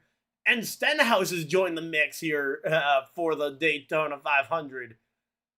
Again, Michael McDowell trying to do everything he can to block and block smart, which I will give him credit. He's making some nice early moves with 2 laps to go. The question is, will it be enough? All he has to do is make it back around to the white flag, and that will be and then that will eliminate the chance of a wreck causing overtime here. But here we go. Another big push to the 77 of Hocevar on the outside. McDowell chooses not to block. Hocevar now with a run to the outside. And Hocevar now in front of the field with 2 laps to go. A lap and a half. Coming off of turn 4 to see the white flag. It's going to be Carson Hocevar out in front of the field. McDowell with a good rally though here. White flag, 1 lap to go. Let's see. How far does it go? Caution flag's going to fly. McDowell gets taken out. It's going to be Stenhouse out in front of the field. No yellow flag yet. Reddick and Elliott, 3 wide for the lead. 3 wide for the lead. No caution yet.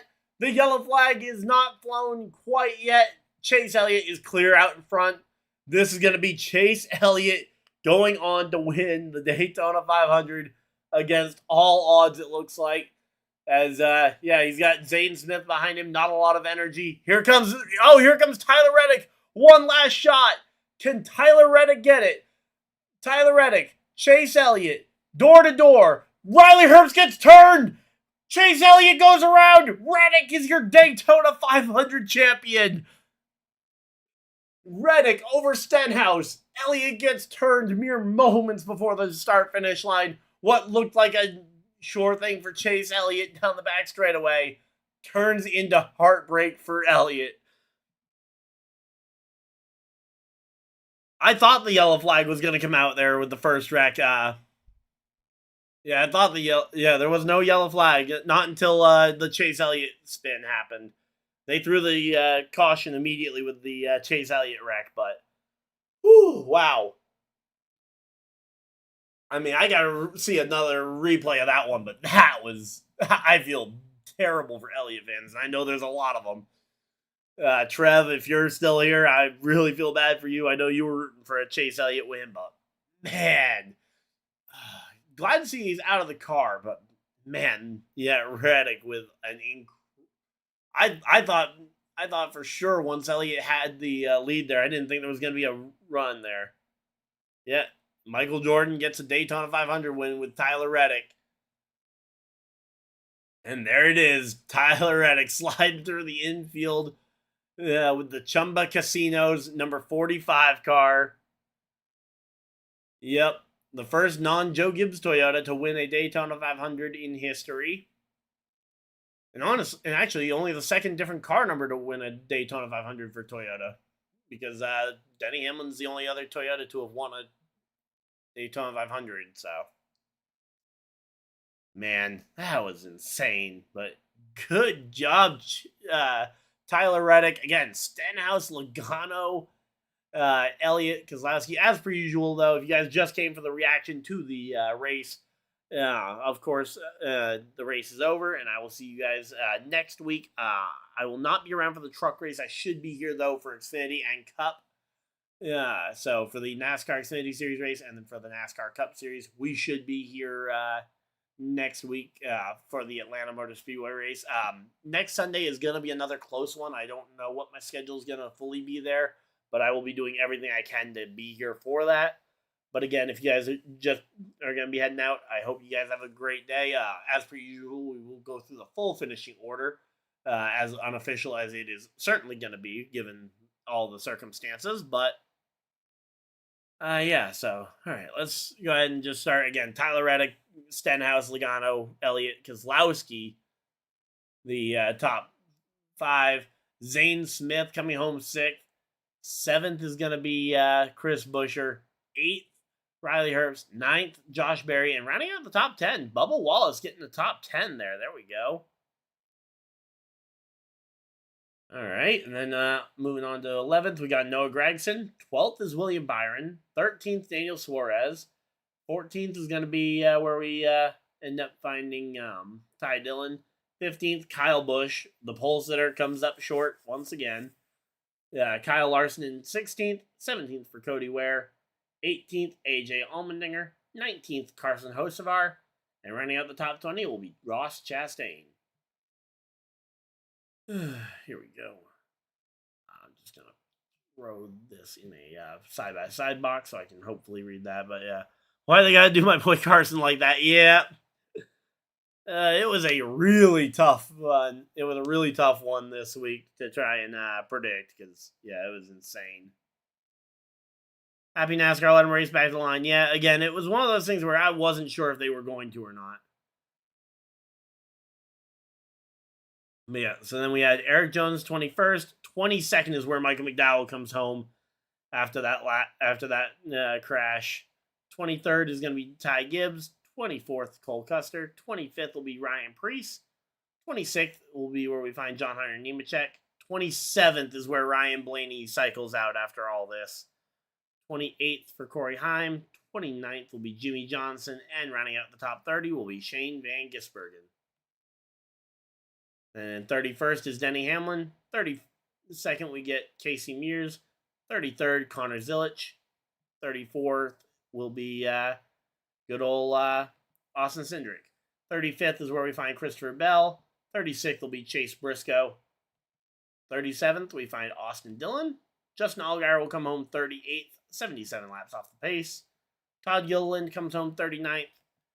40th will be Alex Bowman, and rounding out the unprecedented 41 car field will be BJ McLeod. So that is a quick run through of all the finishers. Again, if you guys have any last things you want to say before we hop off, I'll stay for like another minute or two while we're doing this. Let's see. Hats off, because there was wrecks at the start-finish line of the final lap, and yeah, no yellow. Again, yeah, got to give credit to NASCAR where credit is due. As long as they're consistent about it, because that's my biggest thing. I don't really care if they decide, okay, yeah, we're not going to throw caution. We're not going to throw caution on the last lap. And I thought maybe they were going to just hold off until there was a clear winner and then throw the caution. That's why I started announcing it the way I did down the back straightaway when Chase Elliott had the clear lead. I thought what they were going to do was, since they were 3 wide at the time, rather than leaving it a controversy of, oh, who was ahead at the time of caution, wait until somebody cleared for the lead, then throw it. That's what I thought was going to happen, and that's why I called it. But yeah. Yeah, that's what I tried to call, and that's how I thought they were going to call it. Let's see a replay of this one once again, though. Again, the McDowell on the bottom, Carson Hocevar up at the top, just gets a bad push from the 43 car. 43 comes down and just wipes out Michael McDowell. Man, I hate that for him. McDowell ran such a good race and was in position for the win there. Yeah, honestly, if we get consistency in any sport, because as you guys know, I'm a big football fan. The inconsistency is not just our sport issue, but yeah. Yeah, exactly. It is one of those things that it's like, I would rather the call be, controversial, as long as they're consistent about their qualifications. But yeah. Man, the fact that Ricky Stenhouse Jr. wrecks across the line and still gets second place is insane, though. I mean, hey, only 5 cautions on the entire day is actually pretty impressive, though. Again, we got through the whole thing. Chase Elliott, too nice of a guy to practically let him drive right around him, no block. Yeah, the problem is with the speed difference there. If he'd tried to block, he would have gotten wrecked. So there really wasn't much he could have done. But again, I was under the impression, I thought that they were just going to call the caution down the back straightaway once there was a clear leader. So, all right, well, as per usual, though, we are going to hop off here now. Hopefully you guys had a good day. Do I do these for every race? So I try and do them for every cup race is, as long as I'm not at the track, I'm pretty much here for every cup race. Sometimes when I'm at the track, I can get enough of a signal to try and stream from the track.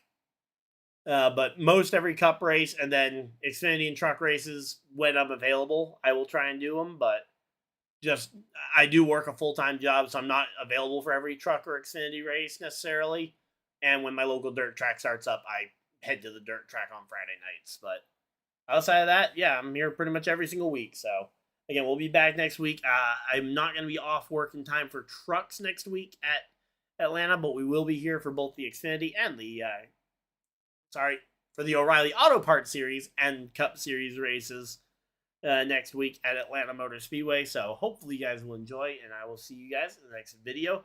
Last year, we're going to decide to do it with the rest of your night. Have a great night, everybody, and goodbye!